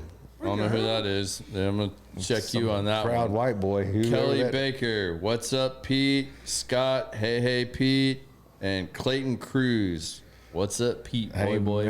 What's up, guys? Come on now. Kelly people Baker, are coming in. Scott, Clayton Cruz. No, I'm counting all these because you know what? Like, Pete and I are competitive too. So, like, he talked a lot of smack about how many people he was bringing to the game. If you hadn't set up the game, have you not rigged the game? Because Biz is your boy. Changed the date on me, man. Everybody's ready to tune in tomorrow night. I apologize, that was all my fault. Garrett, I'm in charge of that. That was all my fault. Like a whole week. Yeah, and we'll just keep the tally running. So just tune in at 6 tomorrow for the replay, ladies and gentlemen. Yeah. But yeah, that was all my fault. But you know, and it's kind of cool just to hear the point of views from the husband to the father. But today's world is, man, it is. If I was 15-year-old me looking at the world now versus 53-year-old me and seeing what it's developing, and I thought it was going to get better. I'm not gonna lie, this shit's getting kind of worse. No, and but it's how you handle it. Biz, you're right, because I look back and you talk about a kid who grew up pretty hard scrabbled. We had love, food on the table. I mean, we had parents who cared. You didn't want for nothing, but you had to earn what you had. Amen. And so now I think about, man, the salaries that are out there. I interview guys, we interview constantly people who we want to bring on or not bring on or whatever the case may be. And the salaries that they're asking for. I'm thinking, oh my gosh, are you kidding me? Who told you this shit? Who told you this? Yeah, right. Yeah. How many recruiters out there, if we get hit on there, but the recruiters are setting them up for failure, one, because their expectation level at that dollar amount, you had better be. They're just overselling them. You better be a stinking rock star. I made a post, man, this was like, 7-8 years ago about hiring an estimator. And I put all the requirements, like Xactimate, trained, a base knowledge in Xactimate, at least level 1, yada, yada, yada. The people that responded, I cannot make this up. I literally had a guy that is a zookeeper, been a zookeeper for 12, 15 years, shoveling shit, feeding animals, and legit applied and goes, well, I just really want to make a career change. Yeah. I'm like, have you ever been in construction? Nope, but I like construction. Yeah. And I'm like, I got some Lincoln logs and some Legos. And I was like, and so just out of pure curiosity, I wrote it back and I was like, well, what would a base salary take to bring someone like you in if you had to be trained from ground zero? And he's like, and I mean, granted, again, this was 7-8 years ago. So let's just go 2016. He tell you 70. And this guy was like, I mean, I would need at least $70K. I know it. Benefits. I know he's gonna say 70. And I was like, are you smoking crack with the lion in the cage? Like, are we talking? You have kids that show up for things. I've got an editor finally, but I've tried to hire photographers and other people to come do what I do, and they'll show up and they'll be like, so you got a camera I can use? I'm like, huh? You don't even have your own shit? Like, you don't have gear? Well, I was figuring that you were just going to show me. And there's companies. The company I came to Dallas to work for, that was their motto. They hire people off the street, show them how to use it, and then so imagine it's your wedding, your big day, and because you bargain basement hunted for this company, and they charge you only $1,000 to have a DJ, a photographer, a videographer, and a light setup for $1,000. These people have never touched any of this stuff before because they come in and get a 2-weekend boot camp and they send them out with equipment that they have. And that's where I said, well, yeah, it's a great job model. But when I came onto the company I was in charge of all the videography and photography, you know what I did more than anything? I gave refunds. That was my main job, was giving refunds and getting yelled at by the people that were just totally flabbergasted. But there again, man, we go back to the society we're in now. I mean, it's just. So what do you do for character building with your team? So now we're holding bi-weekly meetings with my superintendents. Now we're actually diving into what makes us who we are, what makes us what we want to be. Core values. Not just core values, and what is our goals? What truly defines our culture, our culture as a company, what truly makes us want to be what we are, and who we want to be, more importantly. And those things that we talk about weekly now, or bi-weekly rather, that helps. That opens the lines of communication. That opens it up. They acknowledge, Pete, hey, yeah, we understand you're the general superintendent. We answer to you, but we also feel like, man, we can go to you. You're somebody that we can talk to. That, hey, you have our best interest at heart, not just the companies, or not just the project, or not just, financial gains. We believe that you actually truly care about us as an individual, me as an individual. And to me, ultimately, that's more important than obviously I wear a company hat, but building the individual is more important than building the bottom line. What has that done for you as far as morale and turnover? Say again? What has that done for you then with that approach? What has that done for you as far as morale and turnover? Well, so we're struggling right now, Biz. We're struggling right now, but I do believe in the end it's going to pay off. The dividends are going to show. So you have the struggle, right? You have to struggle through the hard times. I tell my team specifically, we have a project team on the project we're on. Specifically, I say, hey guys, we're going to go through these ebbs and flows. We're going to go through, the ups and downs. We're going to go through the highs and lows, emotionally, physically, mentally. We're going to go through those struggles. And as an individual project team, it's easier to deal with that daily because they see the struggles daily and they're with you and they're present. But to share that with the guys that are on the periphery, even though they answer, it's getting to a point where, okay, hey, we can call Pete. We can say, hey man, we have an issue. Hey, we do want to talk to you.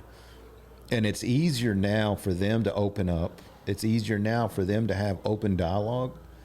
Now that I'm reaching out to them, and now that they know that ultimately the meetings, the agendas aren't based on, hey, let's build this. I mean, let's go out there and build. Let's rah. Screw that, man. We got to build the individual themselves. We got to build the person. If we build the person, I promise you, we're going to build a team. Garrett, right on. So who does he sound like? A coach. I mean, yeah, for sure. I mean, it's like a lifestyle coach. But I wish I was a lifestyle coach. That's what great leaders do. This is number 4. Build those things into it. That's our 4th guest that's had to go to the bathroom. That's fine. That's all good. I'm good with that. We can rock and roll for a minute. So what do you do with now you're up there now, do you kind of have the same approach with your, you project manager? So tell me, what do you do as far as when you have a situation? Are you over projects? Are you over people? Do you project manage? In your role now? If you want me to be really honest right now, I feel like this is the biggest thing we're failing at right now. And I plan to bring this up in our upcoming meetings that we have scheduled that have had to be postponed for numerous preview. Yeah, numerous reasons, but I feel like we've done a really poor job, myself included, cause I'm part of the leadership team, growing and helping these guys get better and doing more, wanting more. It's real easy to sit here and say that job wasn't good or you didn't execute that, but why? Are you breaking it down to the specifics and, of where they're start missing? really breaking it down with them and teaching them things and going through it with them and helping make them better people, better at their jobs. I feel like I let my guys down and I don't do a good enough job about that. And I feel like I give them almost too much leeway sometimes, and I don't hold them as accountable as I should, because that's something really hard for me, because I don't necessarily need somebody to tell me what I need to do. Tell me when I fucked up and I'll do better. But that's once again, And that's like the that- but generational difference. That's me really personally. Right. Like, you know, like I'm going to take that stuff upon myself and really go after it. Like, and I'm going to fix that. But a lot of these guys, you know, they didn't see me do that. Like, they haven't been here long enough for that. Like, they didn't see when I was John's estimator and, like, you know, go through those stuff. So, But did John give you specifics and no, what they I were mean, looking sometimes, but I mean, like, a lot of it was just like my own personal drive and goal to be better. And like, man, like, I'm my own worst critic for sure. And like, man, like, I'm always pushing, like, I always feel like I haven't done enough. I could be doing more. And like, that's the shit that keeps me up at night and like drives me absolutely batshit crazy. Like, but how do you instill that in someone? Like, I still don't know. Like, I tried to lead by example, but I'm starting to see like maybe I'm not good enough at that. Like, maybe I got to find some other ways to do that or be a better leader, a better coach. That's why I'm doing some of the things that I'm doing, you know, to like self-education, to get better as a person, as a leader, you know, all those things, you know. Pete, what do you do for yourself? Yeah, for you know, well, going back to that, that's where I wanted to ask you. Garrett, the part of it, in my opinion, is leading from the front. So in order to lead from the front, because again, you have, and you know this, in our industry, you have PMs who never want to step foot out there. And, you know, never want to step foot on the site, never want to be present, so to speak. They want to deal with the client, and they want to deal with the paperwork, and they want to deal with the pay apps and such, but they don't ever want to make themselves present. You know, they want to be on the front line, so to speak. And so I think from my perspective, you have to lead from the front. Yeah. Which I do.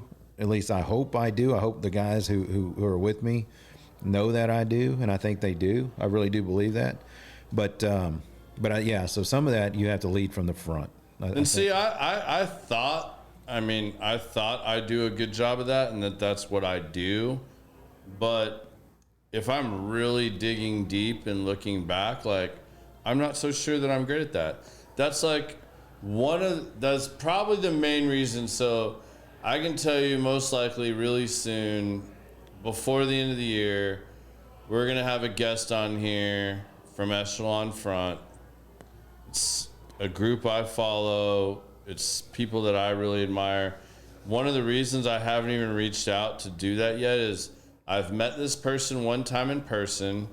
I have the connections to make it happen, but I want another time of hanging out around him, and I want to have these exact conversations we're having right now. Like, so like, I think I follow this and just like, where am I failing at this? Because like, I still don't think I'm executing this at the level that I need to execute, because if I was, I think the results would be differently. So I still think there's a learning curve for me. Well, you guys are the bosses, so who does your performance check? How do you self-evaluate? Who evaluates you, or how do you? I know for me specifically in my role as a general superintendent, that I'm essentially top tier of the superintendents, right? Mm-hmm.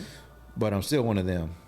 And so I have a director of operations above me, the CFO, CEO, the C-suite's over me, you know, regardless of what I'll ever say, which I'd never talk bad about them because they're the best, seriously, the best executive team I've ever worked for. But I know that I've got checks and balances. But then, you know, going back to, and it just kind of led me back into this business, going back to the relationship from a perspective of professional and personal. So my PM and I, we've been together now for almost 3 years, and he's a younger guy.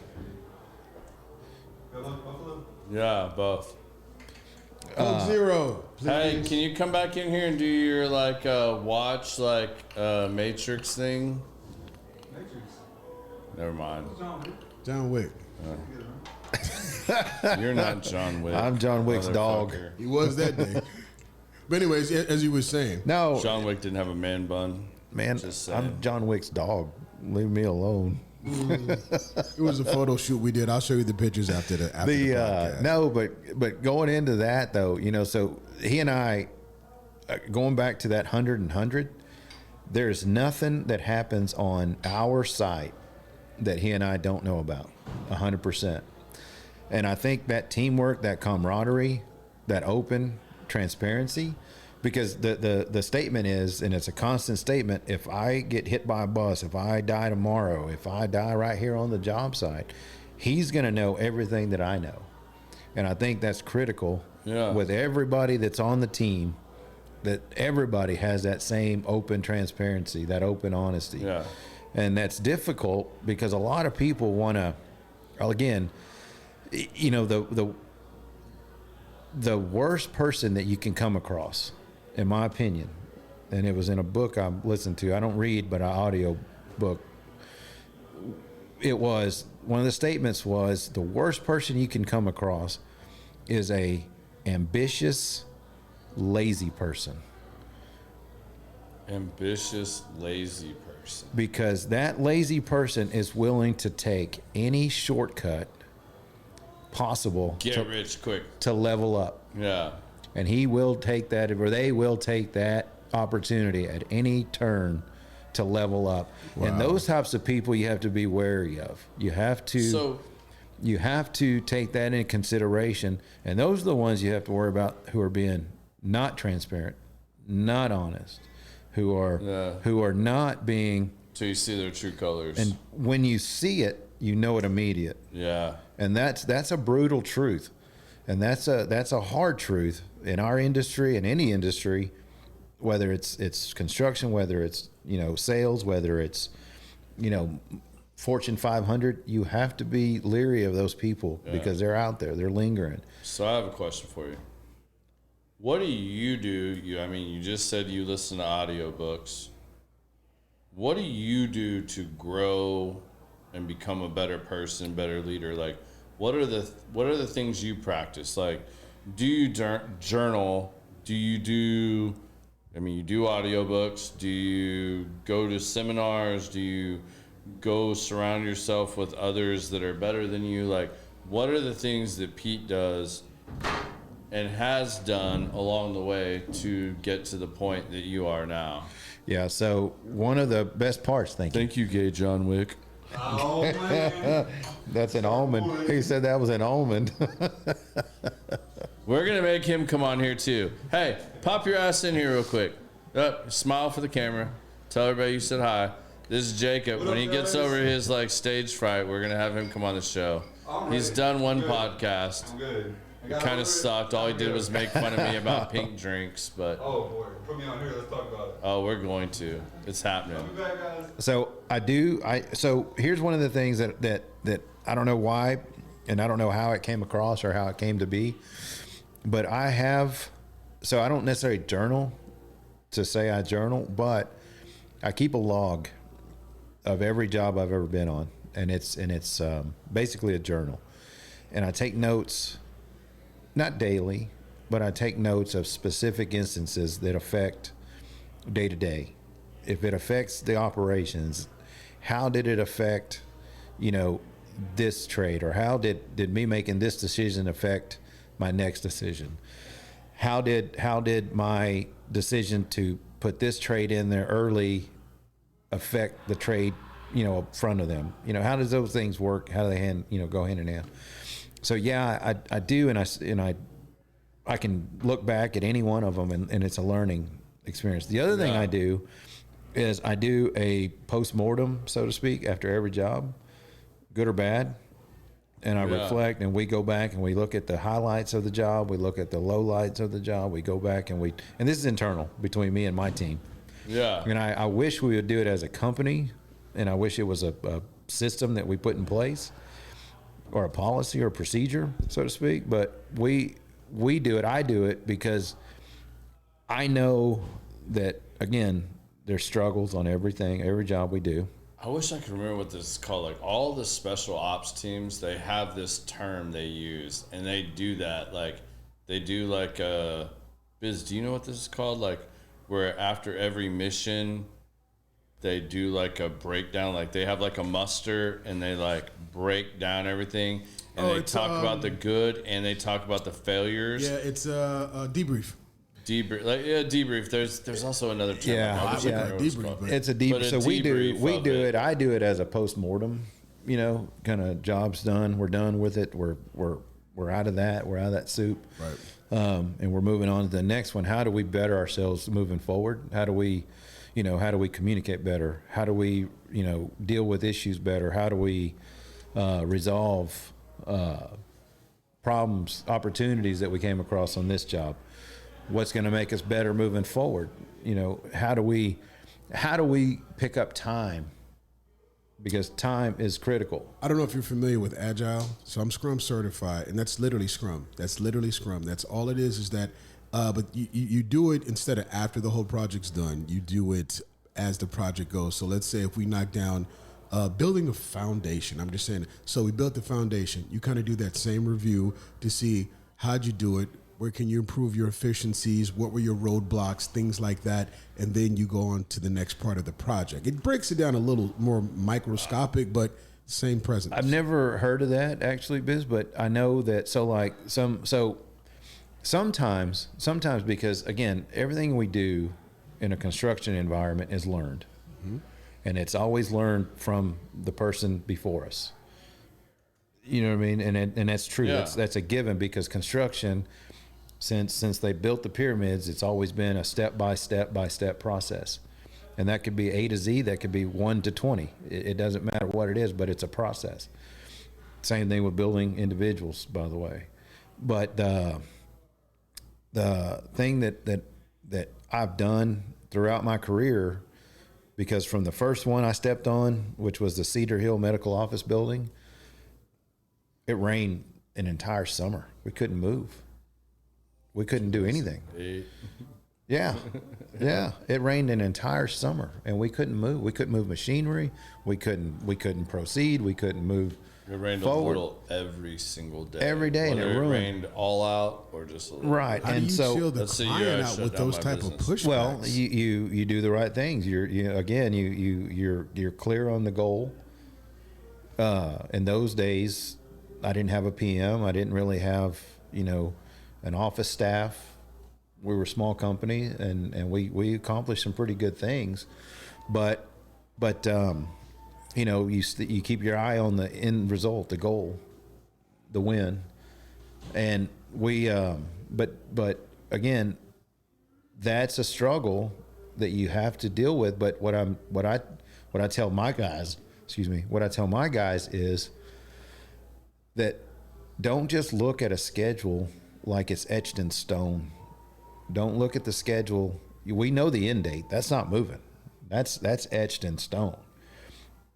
The process on how we get there, that's not. That's a moving, living target.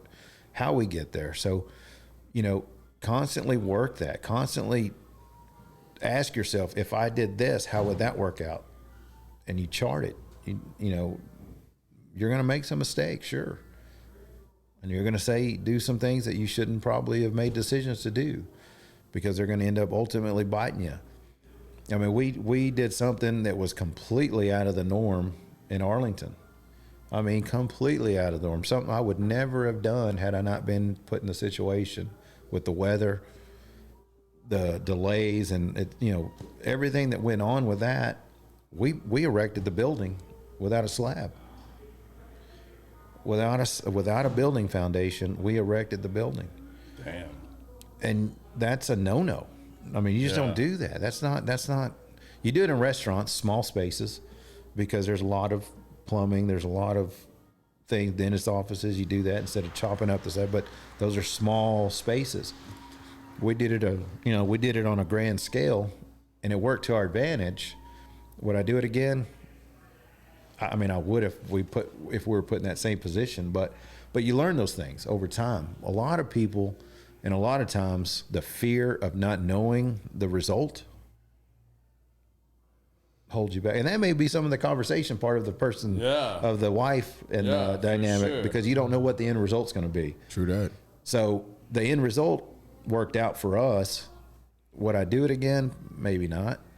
I've learned that with Garrett said earlier about kind of getting back in shape and going to the gym. For me, I stopped worrying about what was the end result. It's kind of polar opposite, but as long as I did the process every day, the result's going to get there. Now, you have to have deadlines. But when you look at personal goals, I just said, as long as I put in the work every single day, something's going to happen. And it should be in that direction, as long as I don't go too far off of it. But how do you eat an elephant?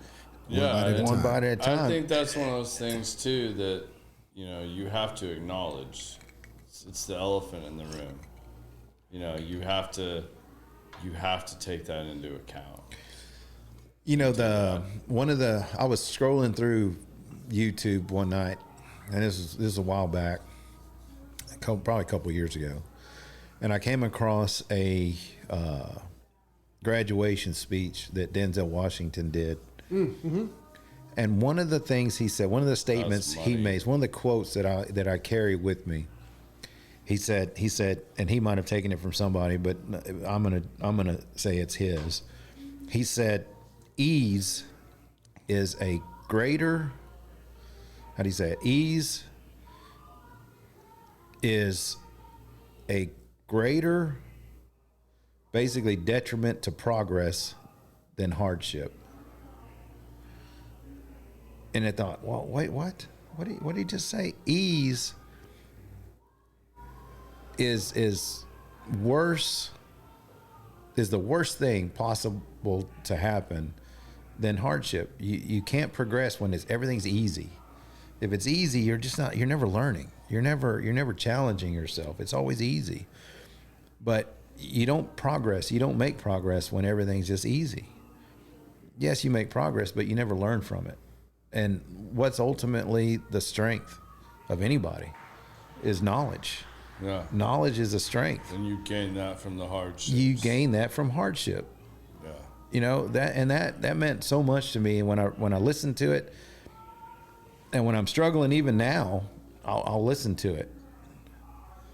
And it's real. So we normally wrap this up right now, but I want to give you a little bit of platform and be able to go down any rabbit hole you want to go down, because I know there's a lot of things you're really passionate about. So is there something you really wanted to dive into that we haven't dived into yet that is just weighing on you, or that you...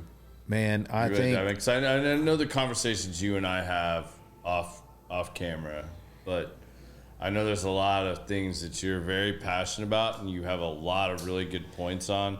I tried to make sure we got through a lot of them tonight, but we didn't even touch on probably an eighth of them. Oh man, I could actually take this thing for hours. Yeah, I know.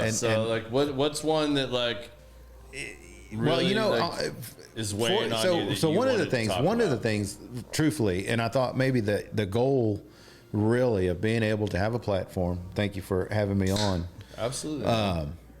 Was I just want to be able to say something, one thing that might impact somebody. Yeah. If that makes sense. Yeah. As far as, we touched on the things that really touch my soul. Relationships, society, leadership. Those things mean absolutely everything to me. We touched on coaches. The CEO of our company, we had dinner one evening, and I told him, I said, I'm going to call you coach because that's how much I care about who you are and what you are to me. Yeah. And he didn't disagree with it. I clearly call him, Mr. So-and-so, but I wanted him to know that I felt that strongly about him personally, to acknowledge him as a coach, because that's the kind of people in my life that made impact.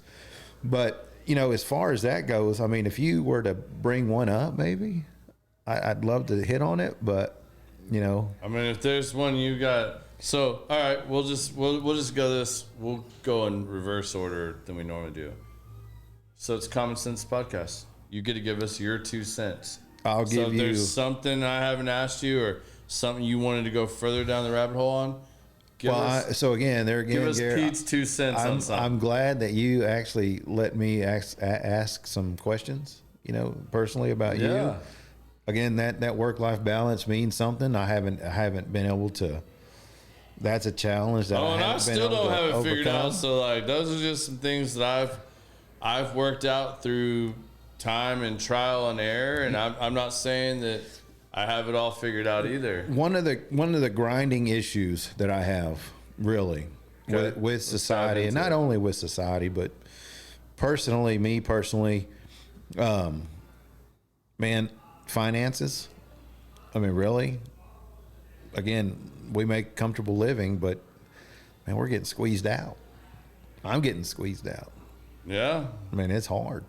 Better hope these elections go well. That's 28% tax on unrealized capital gains. Yeah, I mean, and that's a struggle. I It's a mean, grind. I don't care how much you don't like what somebody says on Twitter and whatnot, but that's real. I mean, 28% unrealized. So, like, if you're holding, let's say your house, and your house shoots up $100,000 in value, you're not selling. You just want to live in your house. With that new proposed tax plan, you're going to pay 28% of that increase each year. And if it just keeps going up, even though you're not selling your house, you're going to pay tax on that. I wish people understood That shit is insane. The other thing, I wish people understood that. The other thing that I really wouldn't mind getting out there again Yeah. is how, as professionals, we treat our, not necessarily subordinates, but people who work for us, people who work with us. Yeah. That right there really gets me. That really, because of that situation that you spoke of earlier, Yeah. early on, Yeah. that to me led me down a rabbit hole of me reflecting back on my career. And it really set me back to the point where, man, even though I was pushing a broom early on in my career, when I was 1990, summer year of high school, pushing a broom, that guy cared about who I was. You know what I mean? Just me pushing a broom meant really nothing to the job so much aside from keeping it clean, which that meant a lot looking back. Yeah. But I wish, as construction professionals, and really any professional, would look at the people that work for them and dive into what they are, who they are. Build. I mean, you have to at the end of the day. And I think that comes with wisdom and age and having been there. I mean, That's what I try to tell my guys all the time. Like, come to me, talk to me. If you're having a problem, my door's not shut. My door's wide open. Like, don't make me come ask you why something's not happening. If you already know and you're feeling this, and like maybe this sub's not responding to you or XYZ, come talk to me. I've dealt with it. Yeah. I know how to deal with it. I will help you deal with it. But it's putting those things into play and just having that, and again, it comes down to leading from the front. I don't know that I do the best job of that. I try. That's my intention, and that's why I want to have some other conversations, some other people. We are not going to have a show next week. I'll just go ahead and say it because I'm doing one of those things. I've taken some time off work. I'm going to be out of town next week. I'm going to be hanging out with Bedros Koulian and my boy Jason Redman, who I can't wait to see and hang out with. But I'm going to go and do that on my own so that I can hopefully figure some more of these things out and be a better leader and a better friend, a better person, yada, yada, yada, and get those things figured out. So that's something I'm doing. All right, I do want to, real quick, go I ahead. do want to say, Biz, thank you, man, because some of the questions Thank you, buddy. Those are some penetrating Oh, that's questions, what I man. do. That's what you might not be able to see me, but trust me, we get it in over here. Oh yeah, So, you got a new fanboy in here somewhere that was saying the voice in the background is everything. Yeah, Everybody man. talks shit 'cause they so can't real. Jojo Perez. one day I'll figure out how to put another camera over here. Can't Yeah, tell. we're gonna figure that out one day, and Batman and Robin can both be on camera at the same time, and we can. I Rock do. it out. I really do want to know about this menopause that you're going through. Menopause. That menopause Yeah, man. you're I going ain't never through. heard of that, Yeah. but that's facts. That's real. Hey, man. Hey, I mean, come on, like you're gonna sit here and tell me that you don't feel like you have a myriad. I can't even tell you what that means. I would love for your wife to be on here right now. If your wife is on here, please comment right now and tell the whole world and help Pete recognize that there are certain times of year and whatnot that he has a myriad. I mean, I will say it. I know I do. Like, there are just certain times that, like, I know I am not performing optimally. I'm a little more moody. I'm a little more on edge. Blah, blah, blah. Oh man, my And- staff would probably if you're on my his staff, like, would comment right now. hammer away. Like, let Pete know how you feel about that, because he doesn't think he ever has a myriad. Because they know. So that's the thing though, and here this is a struggle. This is a struggle, no doubt. I go to the house and my wife knows if I'm in a good mood or bad mood, right? But she's been with me for a long time. Mm-hmm.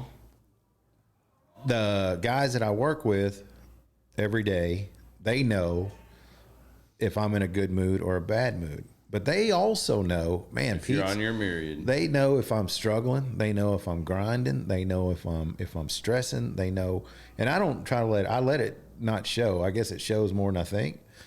Absolutely. I attribute it to, again, bipolarism. I attribute it to the concussions from you can give years it whatever past. you want. Like, my wife just said, I'm going to go ahead and take full credit for the term myriad, and she can. That's fine. I'll give her that. But it's a See, fact, man. My Like, wife would say, Biz, you can argue she would this. say, "You're a bitch," is what my wife would say. I mean, cool beans. If you're watching, does Biz have a myriad?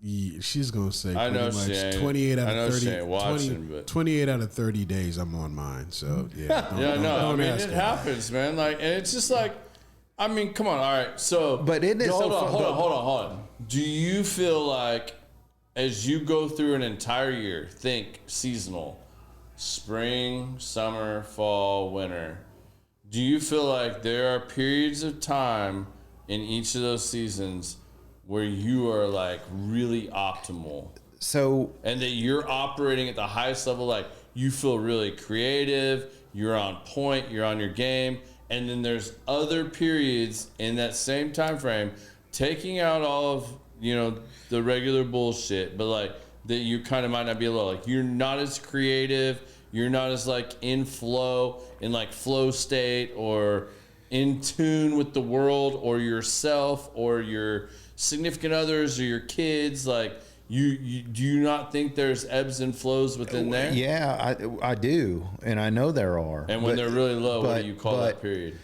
But the rub is that so I'm constantly on a job site, right? So my life revolves around, my day to day is wake up at 4:30, get home at 7, go back to work at 4:30, and my kids love me being home. Don't get me wrong, but that's how my life revolves, is by the job that I'm on, right? And that's a struggle because I know they deserve better and they deserve more. Yeah. And that's a struggle. I like and if you- JoJo. JoJo just said yes when the bills are due. Yeah, yeah. That's me. That's me. But I don't grind it out like that because, again, fortunately, I have a partner who she takes care of the bills. Yeah. She make I joke around this, but she makes as much as I make. She's a stay-at-home mom, so she makes every bit as much as I make. What I take home, that's her paycheck. So that's hers. It's all Yeah. hers. But the struggle is for me, and I'm going to get on a soapbox here for a minute. It's real, but my life revolves around the ebbs and flows of the job.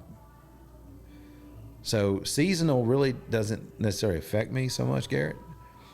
Am I happier when the flowers are in bloom and April or May, or when it's cold in the winter? No, man, I don't get affected by that stuff, brother. What I get affected by, man, is if my job's running smooth.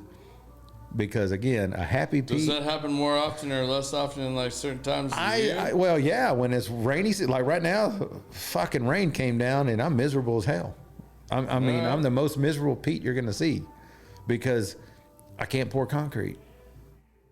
No bullshit.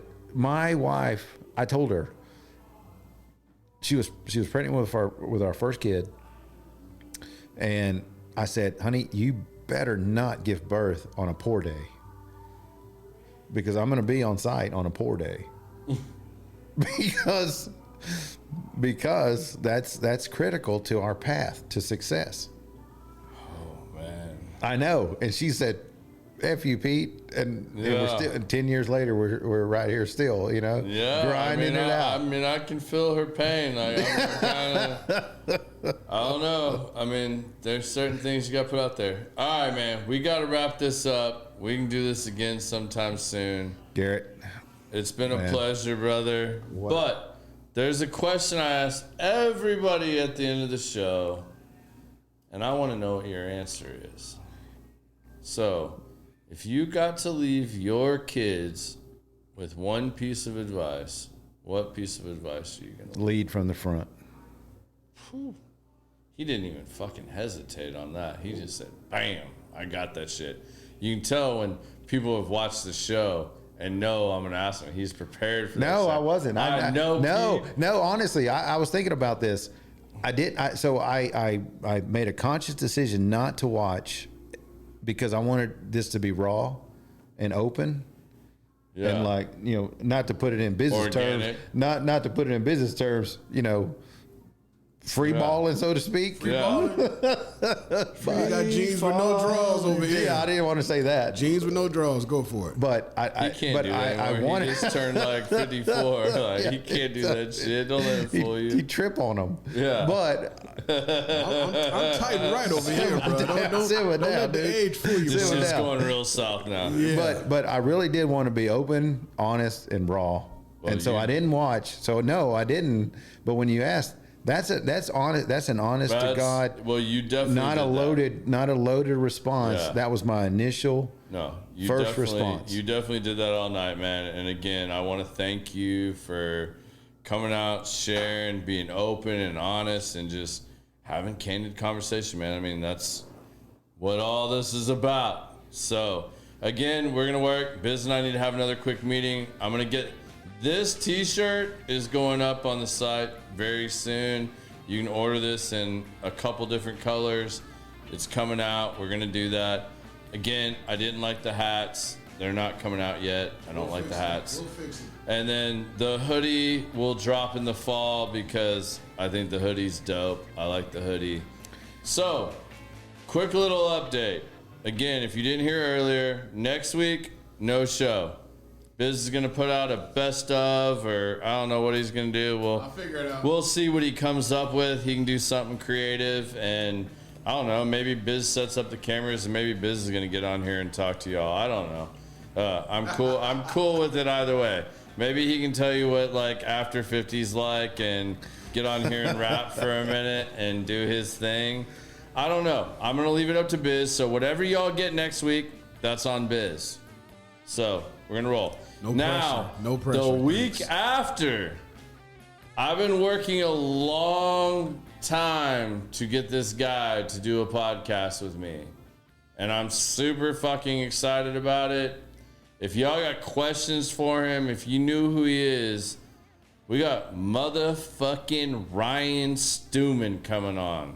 So if you know Ryan Stewman, if you got questions for Ryan Stewman, throw them at me. I'm going to be prepared for the next 2 weeks. I got 2 weeks to get ready for this. So if y'all know anything about Apex and Ryan Stewman and what he's about, Closer Capital, all that, he's coming on here. This guy speaks on stages in front of like millions of people, just like Redmond. Bring the heat. Like, Hey, I want to drop a name on you. yeah, do it. Trelane Map. All right. Look Who's him that? up. Check him out. You have him right here in this chair. All right, man, I'd love to, At man. I'm some always point- open to guests. People want to suggest guests At or some have the point, I'm connections. telling you. Let's do it, man. Get this guy. You talk about a leader. You talk about somebody who's earned it. Yeah. You talk about somebody who has common sense. Yeah, let's You talk go. about somebody who speaks to people. Let's go. I'm all about it, I'm gonna man. drop that If name. y'all have people you want to see on here, hit me up in the DMs. You got the connection, whatever. Let's go. I'm trying to bring y'all interesting people. I've also got following Ryan Stewman before we have another little break because I'm taking that vacation I told y'all about. Work life, baby. I've got work life. Isaac Tufala from Jesus and Jiu-Jitsu, the president of Jesus and Jiu-Jitsu. God, that's hard to say fast. But yeah, I got Isaac coming on here, and we're going to kill Josh Strasburger's episode because they have a little side bet. Josh thinks he could beat Isaac. We'll get into that later. But yeah, all that's coming up. So you guys got like a week off next week, and then you got 2 weeks of back-to-back just slammers coming at you. So stay tuned. I appreciate all of you listening and following us. Give this a like, share, comment. Let us know what you like, what you want to see more of, less of, or you just want me to shut the hell up. I know JoJo probably just wants Biz to take my seat and wants to see me back there. Evidently. But yeah, we'll rock and roll. Let's do it. Let's figure out Peace, who JoJo y'all. is.